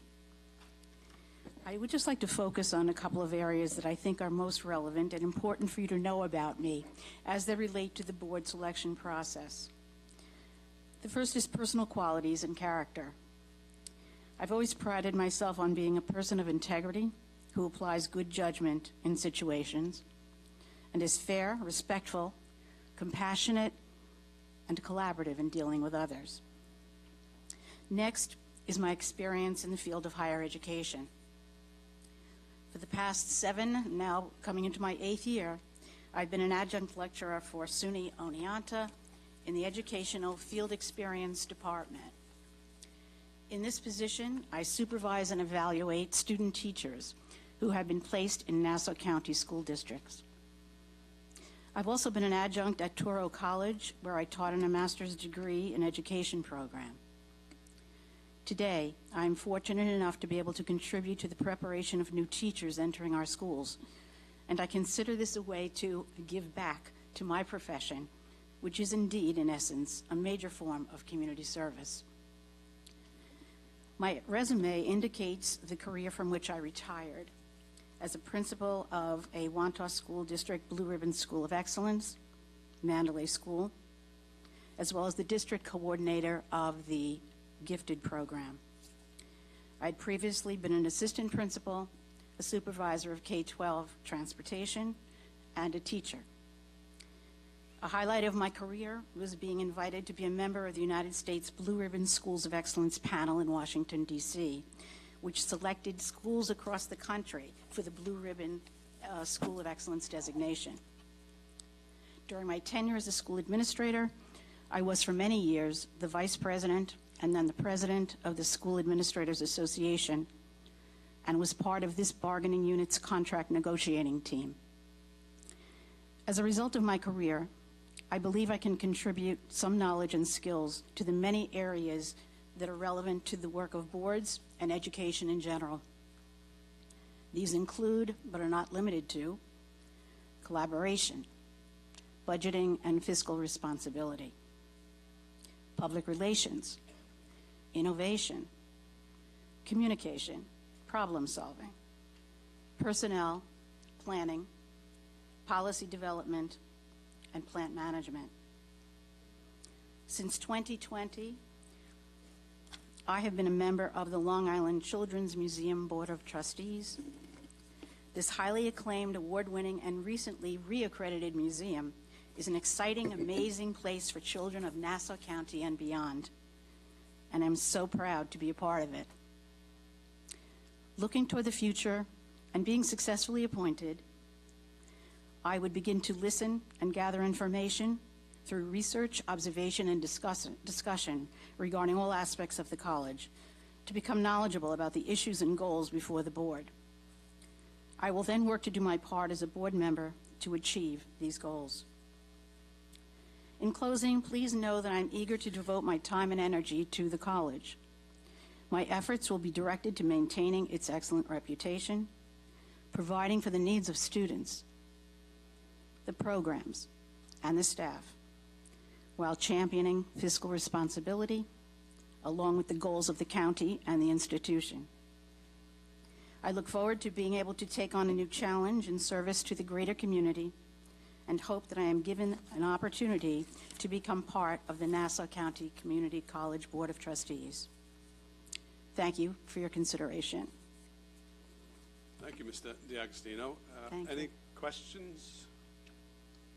No comments? Okay. All right. Very much appreciate Thank you. your comments. And any debate or discussion? Actually, before I do that, I neglected to do this before, but because of the timing issues, we need a motion to suspend the rules. Moved by Legislator Walker, seconded by Legislator DeRigi Whitten. All in favor of suspending the rules signify by saying aye. Aye. Those opposed? Rules are suspended. All right, so all in favor of Ms. DiAgostino's appointment to the Nassau County College Board of Trustees signify. Not before the full legislature, no.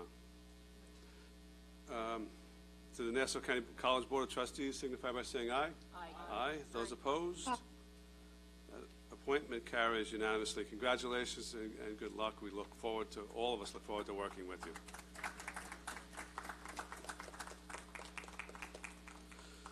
Okay, now calendars number 23 through 33. Resolutions 138 through 148.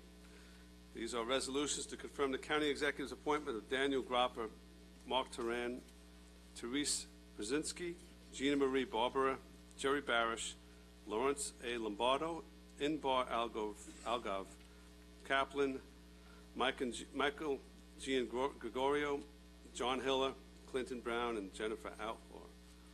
Motion by Legislator Rhodes, seconded by Legislator Ferretti.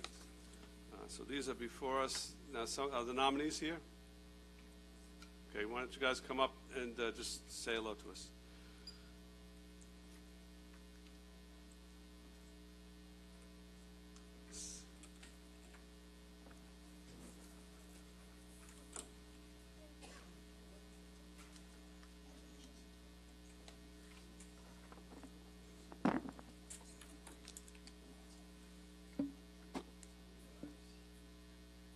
Hey, how's it going?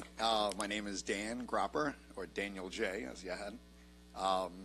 Thank you to everybody for nominating me or appointing me to the board. I think we're going to do great things here. Sitting around in the back for a while here, a lot of people's issues and, stuff that's very important to them.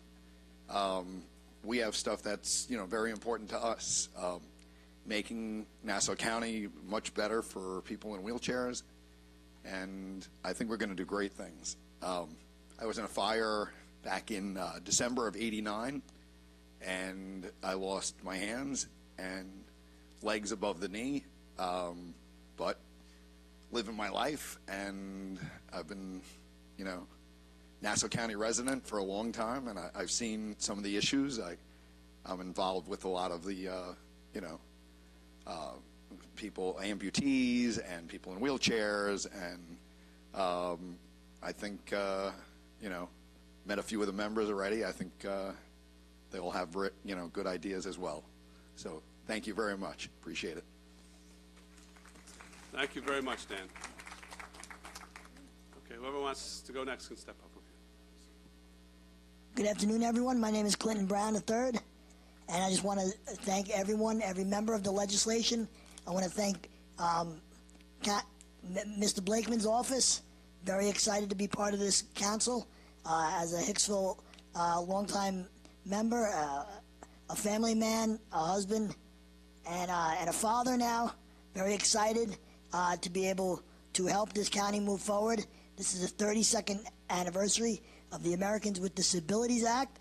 As a proud alumni of Hofstra University, the Viscardi School, an employee of Altice USA, who has been a fierce advocate for employees with disabilities, we've seen tremendous progress at the former Cablevision for employees and customers with disabilities, and I hope to do the same with Nassau County. So thank you very much. Thank you.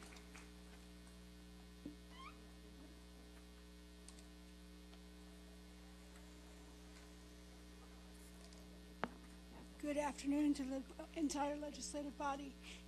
I just wanted to say thank you for this great opportunity. It's been a long, long time coming. We've started this journey 2 years ago, actually started about 6 years ago, but I'm glad to finally have it come to fruition, and I'm ready to get started and get to work to make Nassau County a better place to work, play, and raise a family. Thank you.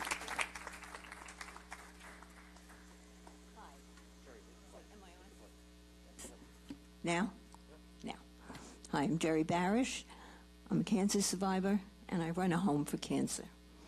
I started in 1974 to be an advocate for disabilities. When my son was diagnosed with cancer, at that time, he wanted to go back to school. He was 13. And of course, he had a floppy hat because he had no hair. He was marked from radiation treatments, and he was weak, but he went back to school. The following week, I got a phone call from the principal asking me to take him out of school because there was not room enough in the bathrooms for his wheelchair. The kids didn't want to be next to him, and they didn't have enough space to put him in a room with other kids that had problems. I said, no way, no way. And I fought to this day. And I fight for the right for disabilities, and I will continue to do that. And I am thrilled to be on this group with these people. I've gone to Washington. I stayed in Peter King's office reading the whole Disability Act, and in Albany. And my heart is in this greatly, so I thank you very much.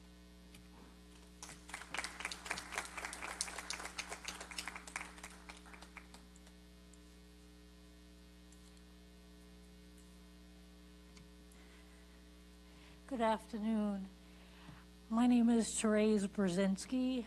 I am currently the Director of Planning and Public Policy for the Long Island Center for Independent Living. We're based right here in Nassau County in Levittown.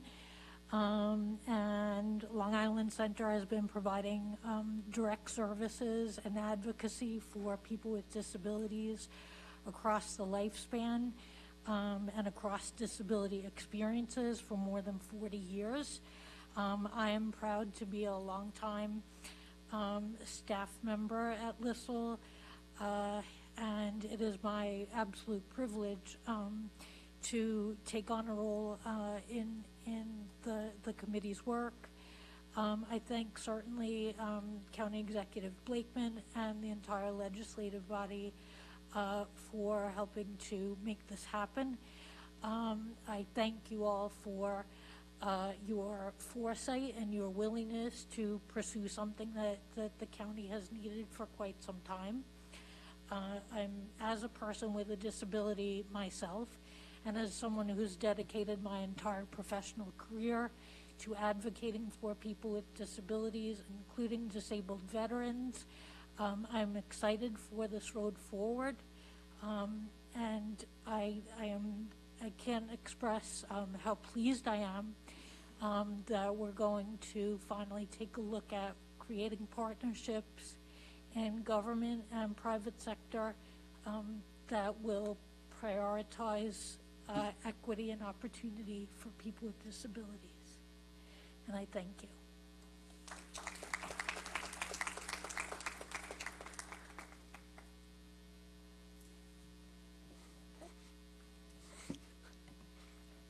My name is Mark Turan. I have worked with you and with many of you in the past. I have a 25-year history of working in government and working for people with disabilities. And I am honored to be a part of this fine group right here. Thank you.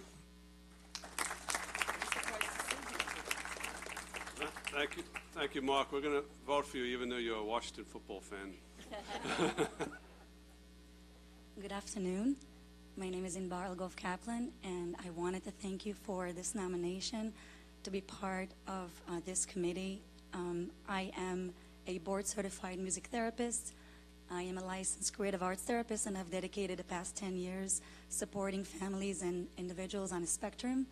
I am looking forward to give a voice for neurodiversity, to create inclusion for individuals, particularly on a spectrum, and anybody with all abilities, to send the message that everybody can be heard, that there's access for through special education, parks, where I don't have to hear any of my friends saying, somebody came to this restaurant and laughed at my child. Somebody at the park made my child feel uncomfortable. There's nothing for my children to do at the park, and so forth. And so I am so looking forward to serve the community and make a difference. Thank you so much.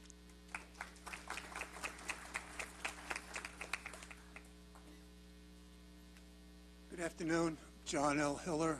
I am the Chief Deputy County Attorney. I am most honored to be considered for this council. I honestly consider this council to be of the utmost importance.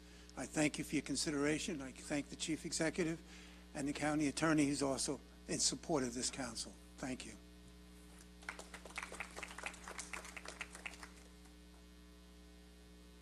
Presiding Officer, members of the legislature. My name is Larry Lombardo, not Lawrence. You can call me Larry, that's fine. I've been retired since 1993 at 33 with disabilities I obtained with the New York City Transit Police. I had the opportunity of working with Carrie's father, also a former New York City correction officer. And I guess a couple of things in my mind, I think I brought up at the interview was, I hate when I go to a shopping center and I see someone park and they're like, oh, I'll be 1 minute. But you park at a handicap spot, they don't care. And that always bothers me. The other thing is when you go to a restaurant or someplace like I use the bathroom, or we have no public restrooms. Now, you know, it's just not right. And these are some of the things I hope that this committee will be looking into to correct in Nassau County. And I look forward to working with this great committee. Thank you. Is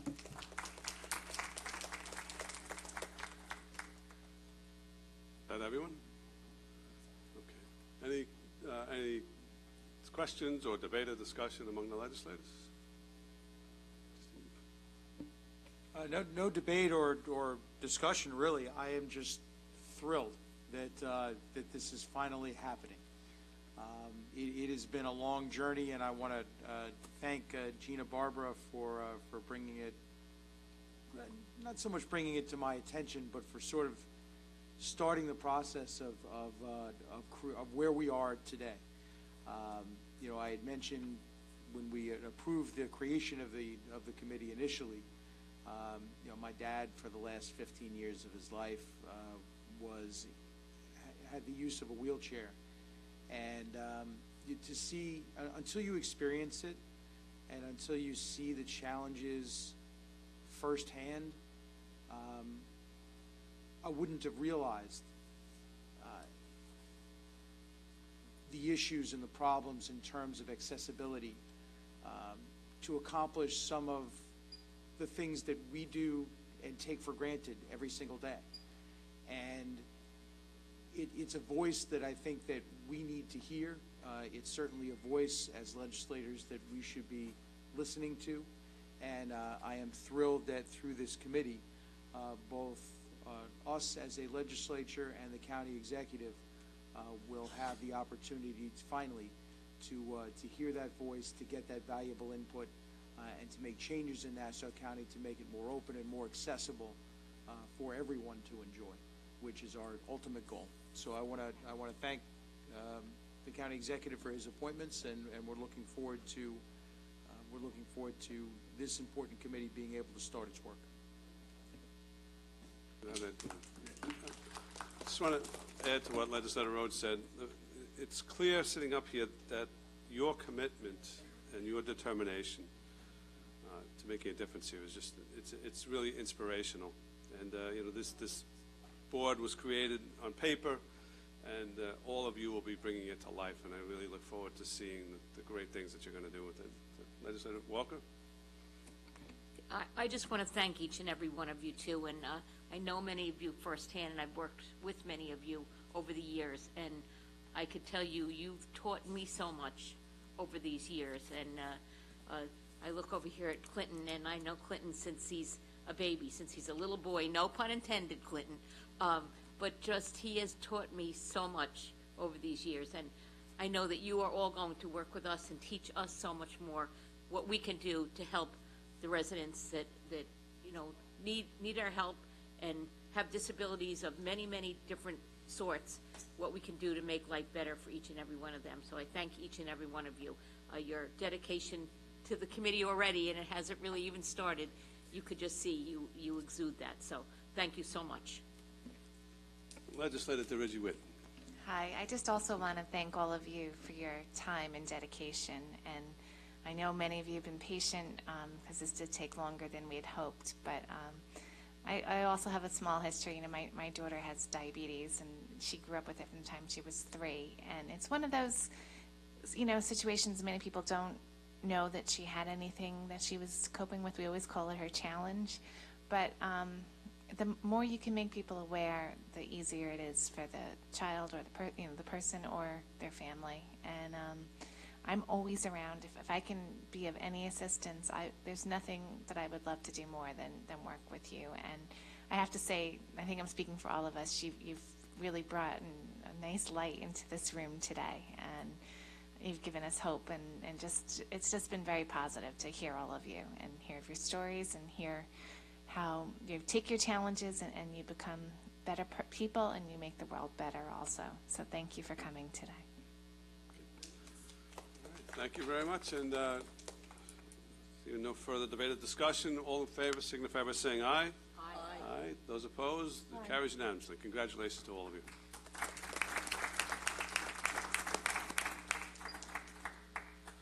Okay. All right, we're going to move on to with the rest of the business, so you can stay if you want. I don't think you're going to want to. We have one item on the non-consent calendar, which is item 10, resolution number 125, resolution authorizing the county attorney to make an offer of judgment for the compromise and settlement of claims of plaintiff as set forth in the action entitled Sharp versus the County of Nassau. Motion by Legislator Giuffre, seconded by Legislator Walker. Is there any debate or discussion on this? This is the offer of settlement on. Okay. All right. To know that there's no debate or discussion, all in favor signify by saying aye. Aye. Aye. Those opposed, those abstaining. Okay, so we have 12 votes for, 7 votes abstaining. So the item passes. Okay, now we have 2 emergency items on the legislative calendar. First is clerk item number 251 of 2022. You want to read that, Mike? Thank you. An emergency resolution declaring an emergency for immediate action upon a resolution to authorize the transfer of appropriations heretofore made within the budget for the year 2022. Thank you. Motion to establish the emergency. Motion by Legislator Szilagyi, seconded by Legislator McKevitt. I believe this is a transfer within the Board of Elections to pay for costs associated with the primary that's coming up in a couple of weeks. Any debate or discussion? Actually, this is on the emergency. All in favor of the emergency signify by saying aye. Aye. Those opposed, the emergency passes unanimously.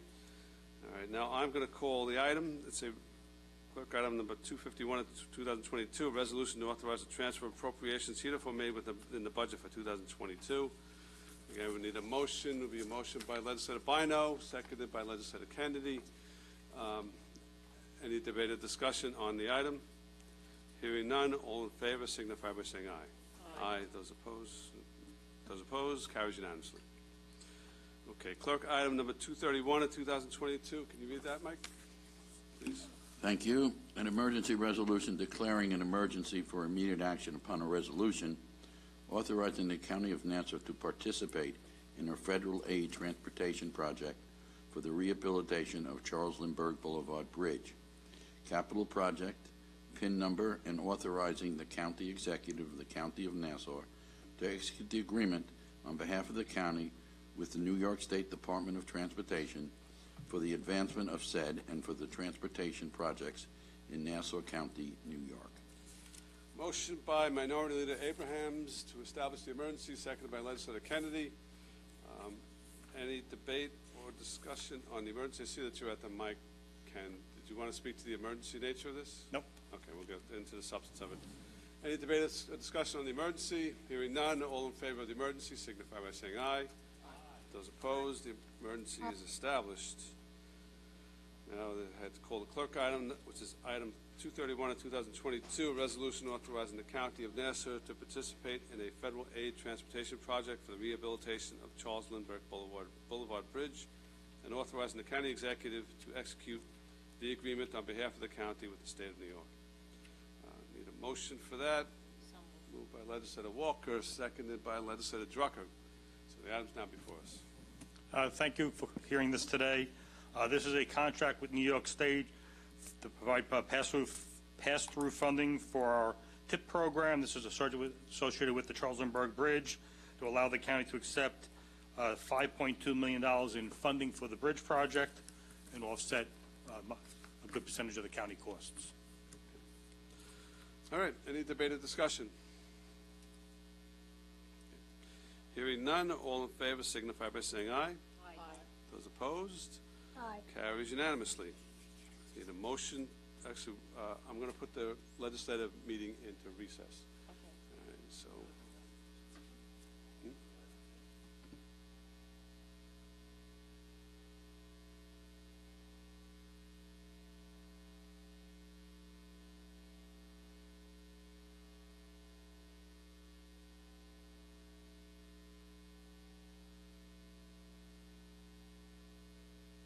Okay, legislature's in recess, so the Finance Committee is now up.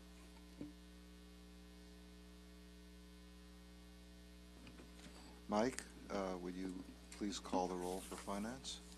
Thank you. Finance Committee roll call. Legislator Joshua Lafazan. Josh. Legislator Carrier Salage. Ranking Member Arnold Drucker. Legislator Rosemary Walker. Here. Legislator Thomas McKevitt. Vice Chairman John Ferretti. Chairman Howard Copel. We have a quorum, sir. I'm just going to call them all. All right. Okay, I'm going to call all of the items. 227, which is a resolution authorizing settlement of Fortuna Law LLC versus Nassau.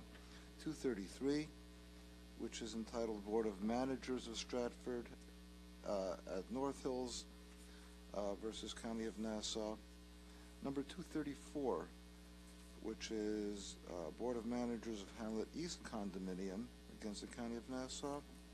235, Board of Managers of the Wharfside Condominium against the County of Nassau. 236, which is Rockaway Realty Associates against the County of Nassau, and 237, which is Seasons at Mitchell Field versus the County of Nassau. There's a motion by Mr. Ferretti and seconded by Mr. Drucker.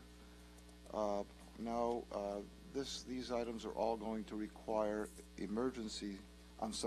executive session. Motion for executive session by Mr. Lafazan, seconded by Mr. McKevitt. All those in favor of executive session, please say aye. Mr. Chairman, Josh Lafazan is present. Yes. Okay, thank you. Actually, he made the motion. All those opposed, we're going into executive session, and members of the Rules Committee are invited to join us as well.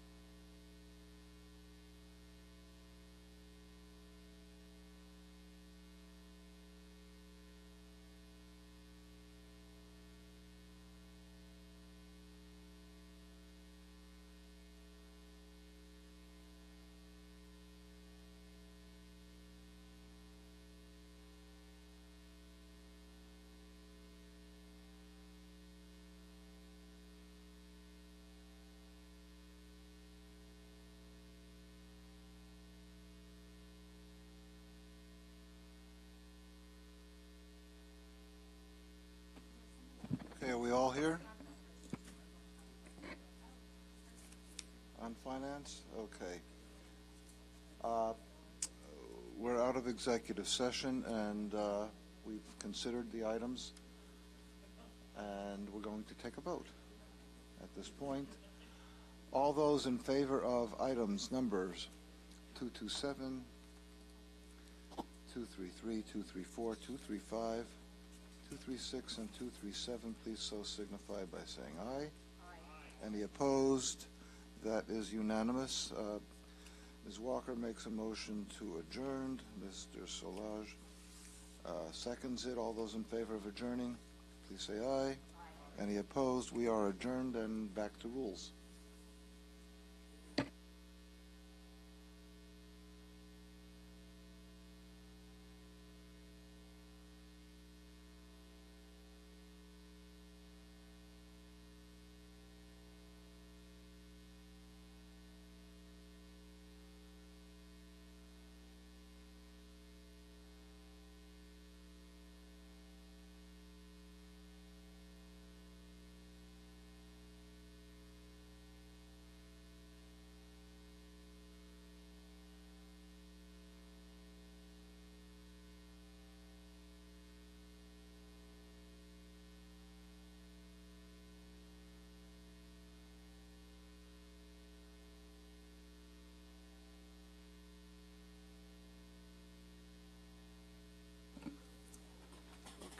Call the Rules Committee back into session. At the request of TIPFA, I'm going to be calling the two contracts with TIPFA first. Those are, wait a second, I'm sorry. I had to call them.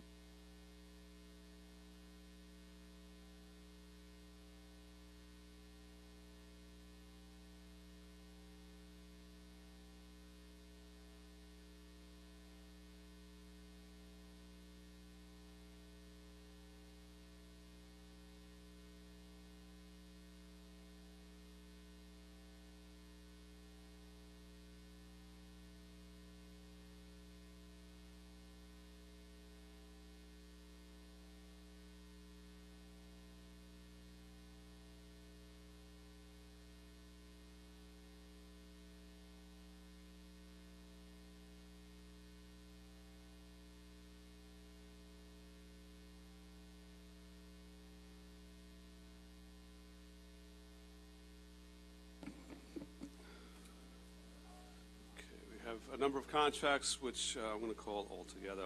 827 of 2022, the resolution authorizing the Commissioner of Shared Services to execute a purchase order between the county and Trapeze Software Group. B14, a resolution authorizing the county executive to award and execute a contract between the county and Banner Electric Corp. E83, E88, E89, E90, E91, E92. U4, U5, resolutions authorizing the county executive to execute personal services agreement between the county and Arthur Morris Mentors, Rich Moffitt Court Reporting, Swing Time Big Band, Thomas Feynman, Lance Clark, GB Touring Inc., Balloons by Brittany, and Calabrese and Associates. Motion by Legislator Schaefer, seconded by Legislator DeRigi Whitten, to put all those contracts before us. Now, there's other contracts that we had to untable. These include A7, A14, A18, A20. Those are resolutions authorizing the Commissioner of Shared Services to execute purchase orders or blanket purchase orders between the county and Aetna Electric, Eastern Communications, Eagle Control Corp., and Cremoland Dairy. B3 is a resolution authorizing the county to execute a contract amendment between the county and Wellsback Electric. And then lastly, E78 of 2022 is a resolution authorizing the county executive to execute a personal services agreement between the county and Mr. K's Motown Review. I would motion to untable by Legislator Bino, seconded by Legislator Rhodes. All in favor of untabling those contracts signify by saying aye. Aye. Those opposed, they're all untabled. So now we'll consider these contracts which are all before us now.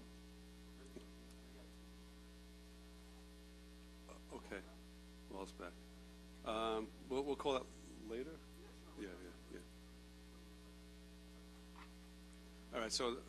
Actually, that's a good point. So, with respect to the motion to untable, all of those contracts were unanimous, 7-0, except for B3, which the motion to untable was by a vote of 6-0 with Minority Leader Abraham's not participating.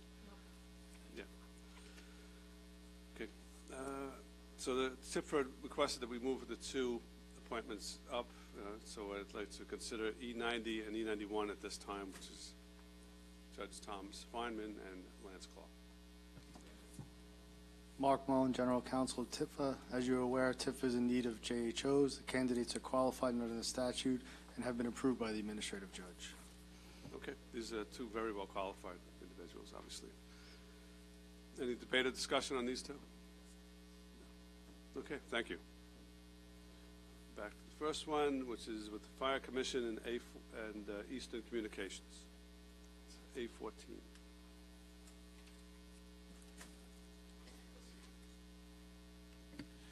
Yes, Assistant Chief Fire Marshal Theodore Harishny. This is to install, maintain, and furnish trunk radio equipment for FireCom, the two FireCom sites, and for the field comm units. Okay.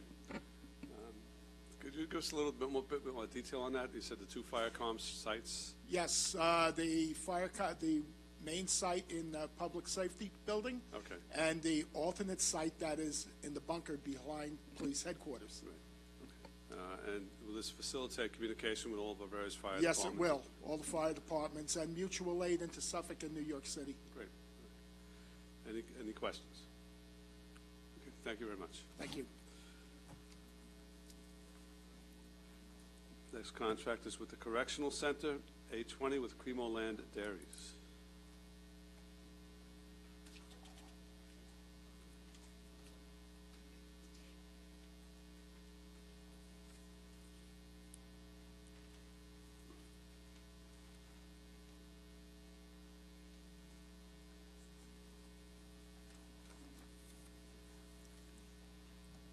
Good afternoon, legislators. Narda Hall Correctional Center and Supervisor Gerardo. Kitchen Supervisor Michael Gerardo. Item A 2022 is to authorize and award a blanket order for milk and milk products, whole, skim, 1%, 2%, low-fat, heavy cream, orange juice of various container sizes to be awarded to Cremo Land Dairies. It is for $600,000 for a total term of 3 years and 2 months from the effective date. It was advertised in Newsday, New York State Contract Reporter, and posted to the Nassau County Bid Solicitation Board. Minority Affairs and CACA were notified of the solicitation. 2 vendors bid, 1 small business. The Department of Shared Services recommends awarding Cremo Land Dairies as the lowest responsible bidder, meeting the specifications. Okay, thank you very much. Yeah. Any questions? No, we're good.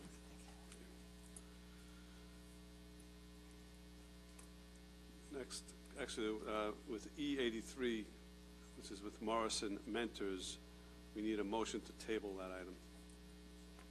Moved by Deputy Presiding Officer Copel, seconded by Minority Leader Abrahams. All in favor of tabling signify by saying aye. Aye. Those opposed? Item is tabled. I'm sorry, Presiding Officer, was this requested to be tabled by the administration, or?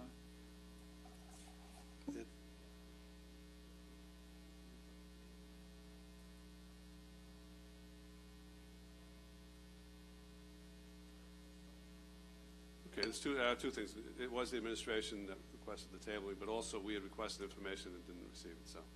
Okay.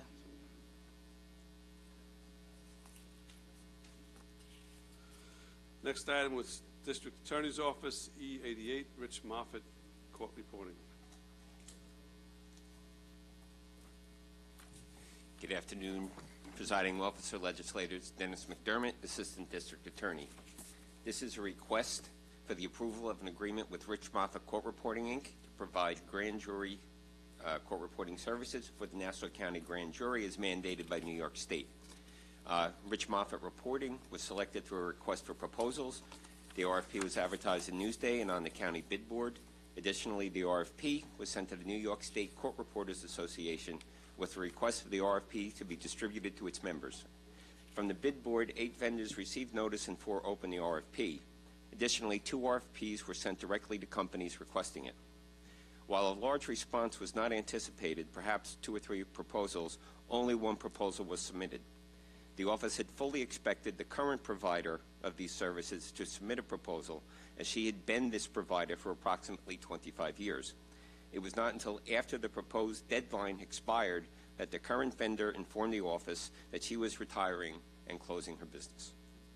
The selection committee evaluated the proposal and spoke with each of the references provided by Mr. Moffitt. The committee understood that if their review indicated that Mr. Moffitt wasn't capable of providing quality services at a reasonable rate, a new procurement would be done, as there would be sufficient time, barely, to redo the process to have a vendor in place by January 2023. In its evaluation, the committee found the following. Rich Moffitt is a Master of Science degree from St. John's University. He's worked as an official court reporter in the New York Unified Court System for 33 years, including serving as a grand jury court reporter. He has operated his company since 2012, and his duties in operating that company are the same as would be required by the grand jury, such as assigning court reporters to judge assignments and producing and delivery of transcripts to the office. Importantly, Mr. Moffitt will continue to use the reporters that handle the grand jury for the current vendor, all of whom are extremely qualified and experienced and have already passed their background checks, which is required by New York law. Additionally, Mr. Moffitt received glowing references from highly regarded law firms, including one firm where 2 of the partners are past presidents of Nassau County Bar Association. The firms gave Mr. Moffitt their highest recommendations, stating such things as he is always professional, he's timely in the provision of reporters and delivery of minutes taken, he handles every matter given to him, is highly accurate, and has very reasonable rates. Given these factors in its review, the committee came to the decision that Mr. Moffitt would in fact provide quality services for the county. This contract, as described in the RFP, was to be effective in January of 2023. We are here today because the current vendor gave notice terminating its contract, end of business September 2nd, 2022. This notice was received on Friday, July 15th by the District Attorney's Office. Reporters pursuant to the state mandate must be available as September 6, 2022. Although he was not required to do so, Mr. Moffitt agreed to commence his services on September 6th, which is the Tuesday following Labor Day. As to the agreement itself, this now has an initial term of 3 years, 4 months, with 1 2-year option. The maximum amount under the agreement is $1,590,000. In the event the option is exercised, the increase, needless to say, in the maximum amount of the agreement would require both rules and NIFA approval. Thank you very much for that comprehensive report. Anyone have any questions? No, thank you. Thank you very much. Thanks. Okay, Public Administrator, U5, Calibration Associates.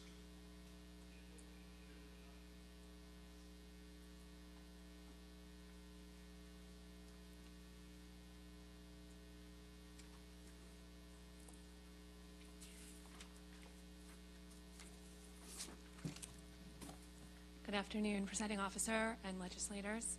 My name is Megan McCarty. I'm the Deputy Public Administrator of Nassau County. The Public Administrator's Office is required, pursuant to Surrogates Court Procedure Act 1208.3, to conduct an annual audit of the office by an independent, certified public accountant. This audit must be filed with the surrogate, the Attorney General of the State of New York, and the New York State Controller. Any questions? No, thank you very much. We're good. Thank you very much. All right. The next contracts are with Public Works.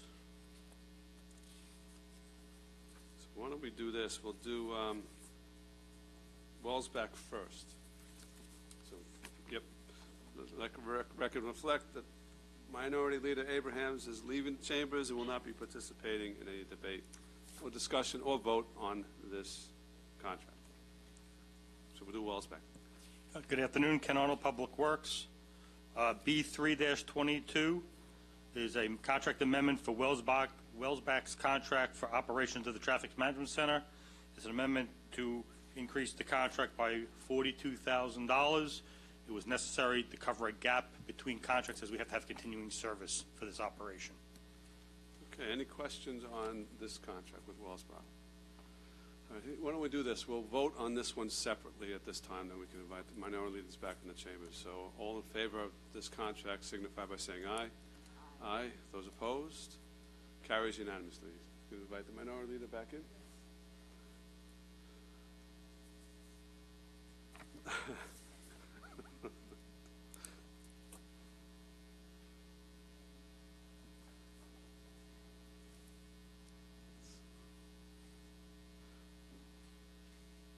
It's okay, so we'll go to A7 with Aetna.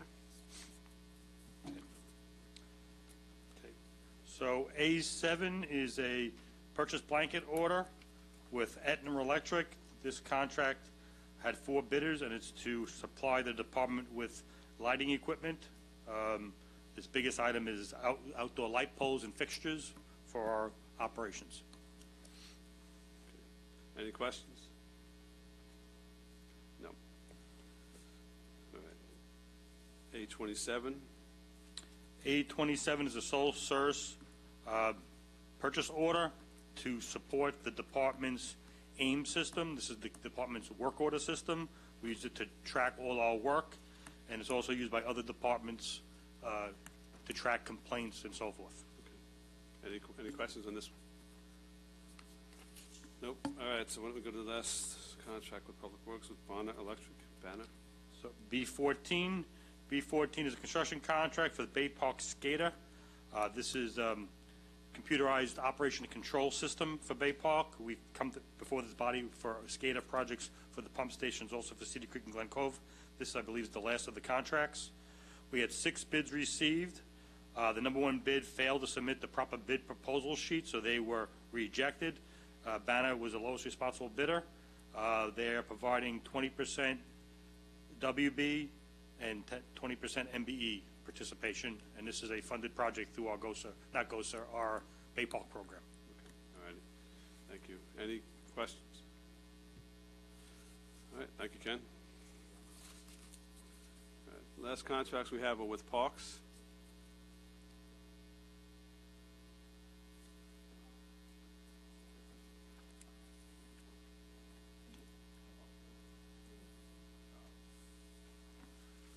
Rich, I just have a Good afternoon, everyone. Darcy Bellier, Parks Commissioner. Hold on one second, Commissioner. I just have a quick question. Ken, back up. Yeah. Ken, there's a question on B14. As you approach, Ken, just to save time, we just want to know why CDM Smith, the cost estimate was $1.3 million higher than the Nassau County engineer's estimate. The CDM Smith. Yeah, on CDM Smith, the cost estimate was $1.3 million higher than the Nassau County engineer's estimate. No, I think you mean that the bids came in $1.3 million less than CDM Smith's estimate. So CDM Smith would have given us the estimate for the project, and then we would compare that to the bids. We don't do our own cost estimate in-house. So I'm thinking that's what you're comparing. Yes. All right. So we did look at why it came in lower, and CDM reviews all the bids for this project, and they found it to be acceptable. Okay.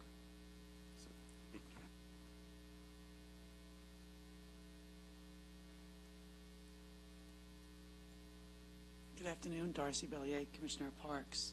Which item are we starting with? A18? A18 is Eagle Control, I'm sorry, A1822, Eagle Control. It's a blanket maintenance and repair contract. It's been in effect since August 31st, 2021. Based on the 2021-22 estimated usage, we're going to reach a spending level that requires oversight and an addition of funds. Eagle Control handles pool repair and maintenance for all Nassau County pools. Work includes pumps and motors, pump houses, interactive systems, chlorinators, and piping. Basically anything mechanical beyond our in-house capabilities. Due to the age of our pools and related equipment, our needs have increased, as have the price of labor and materials. The current estimated annual use of $75,000, we are requesting it be increased by an additional $125,000 for a total annual usage of $200,000. Eagle is vital in getting our pools up and running every year. Okay. Any questions? Nope. All right, let's go to the next one. Swing Time Big Band, E8922. It's a personal services agreement for Swing Time Big Band, Inc. Parks conducted a lengthy RFQ seeking theatrical and musical performers of various genres to provide entertainment to our residents at various parks this summer. This agreement shall commence on June 8, 2022, terminate December 31st, 2024, with the option to renew for one 2-year period. It's for a 2-hour performance at Eisenhower Park Lakeside Theater at a cost to the county of $5,000, funded by the Hotel Motel Tax Grant Fund. Okay, this one was, this one and Mr. K Motown were both late coming Yeah. to us, right? Retroactive, unfortunately. It was the process that we did an RFQ for the first time, and these vendors are not familiar with the use of the vendor portal, and then issues came back with their forms. All right, so then, going forward, though, this is a multi-year contract, so this will not be an Correct. issue with at least Correct. these two vendors for. And I also adopted a schedule, so we had to kind of execute that schedule. We actually, going forward, I'll be able to have more of a handle and get a head start in the next couple of months on next year. Oh, great. Good. All right. You didn't, any questions on Swing Time Big Band? You didn't cover Mr. K's Motown review. I'm sorry. E7822, again, a personal services agreement, a result of the same RFQ, and again, retroactively, due to some issues with disclosure forms that were cited by the OIG. It's for a 2-hour performance at Eisenhower Park Lakeside Theater, and the cost to the county is $4,500, again, funded by Hotel Motel Tax Grant Program. Okay. Very good. Let's go to, any questions on that one? Let's go to E92. It's with GB Touring. E9222 is GB Touring, Inc.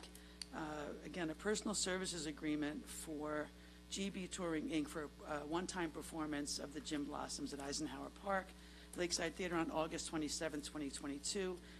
There was sole source procurement, as this act could not be evaluated through a competitive bid process. Again, the term is one performance only. Compensation is $40,000 to be paid for out of Hotel Motel Tax Grant funds. Okay. Any questions on this one? You'll be. Sorry. This is a pretty prominent, I mean, they were prominent. Exactly, quite prominent. Yeah, Wow. you're going to advertise this and all the rest. Yes. Okay. Sure. I was going to show my age or something, big, because I was like, wasn't who are they?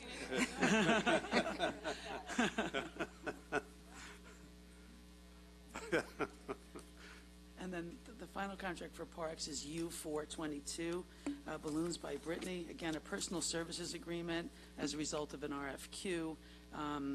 We are looking to provide entertainment and programming for the summer recreation camp program, and this vendor was one that was selected. And it's for 5 4-hour balloon artist workshop sessions, 2 at our Antioch Park location and 3 at our Wantor Park location, as the number of children vary at each location. Contract term is July 12, 2022, terminating on December 31st, 2024, with an option to renew for 2 additional 1-year periods, giving us, again, the opportunity to use the same vendor going forward. The cost of the county is $2,500 per term, and is paid for out of the Hotel Motel Tax Grant Fund. And it actually should have been coded to the general fund, I was told by my accounting team today, for camp, so we'll do a journal entry to adjust. But for today's purposes, it's coded to a Hotel Motel. Said Reggie Whitten? Just to clarify, they're doing training in balloon? No, it's entertainment for the kids, like balloon shop workshop, where you make the animals out of the balloons and things like that. And how many sessions is it? It's 5 4-hour sessions. 5 4-hour sessions, Right. okay. And they bring all their own supplies as well. We don't pay for the supplies. Everything's included. Okay. Any questions? No, we're good. Thank you, you. Kowski. All right, so we need to now vote on the contracts, including A14, A20, E88, U5, E90, E91, A7, A27, B14, A18, E78, E89, E92, and U4. Any debate or discussion? Any public comments? Hearing none. All in favor signify by saying aye. Aye. Those opposed? They carry unanimously. All right, we have last items for the Rules Committee are the tax cert settlements that just went through the Finance Committee. They include items 22, items 20, Resolution 227, 2022, to 233 of 2022. Sorry about that. All right, let me go start all over again. They include 227 of 2022 and 233 through 237 of 2022. These are resolutions authorizing the county attorney to compromise and settle the claims of petition as set forth in the actions entitled Fortuna L.A. LLC, the Board of Managers of Stratford at North Hills Condominium, Board of Managers of Hamlet East Condominium, Board of Managers of Wharfside Condominium, Rockaway Realty Associates LP, and Seasons at Mitchell Field LLC. Need a motion. Legislator Schaefer moves those items, seconded by Legislator Bino. Any debate or discussion on these items? Any public comments? All in favor signify by saying aye. Aye. Those opposed? Aye. Carries unanimously. And we need a motion to adjourn. Motion to adjourn. Legislator Rose just went remote, so now he's going to make that motion. Seconded by Deputy Presiding Officer Coppell. All in favor signify by saying aye. Aye. Motion adjourned. Aye. Meeting adjourned.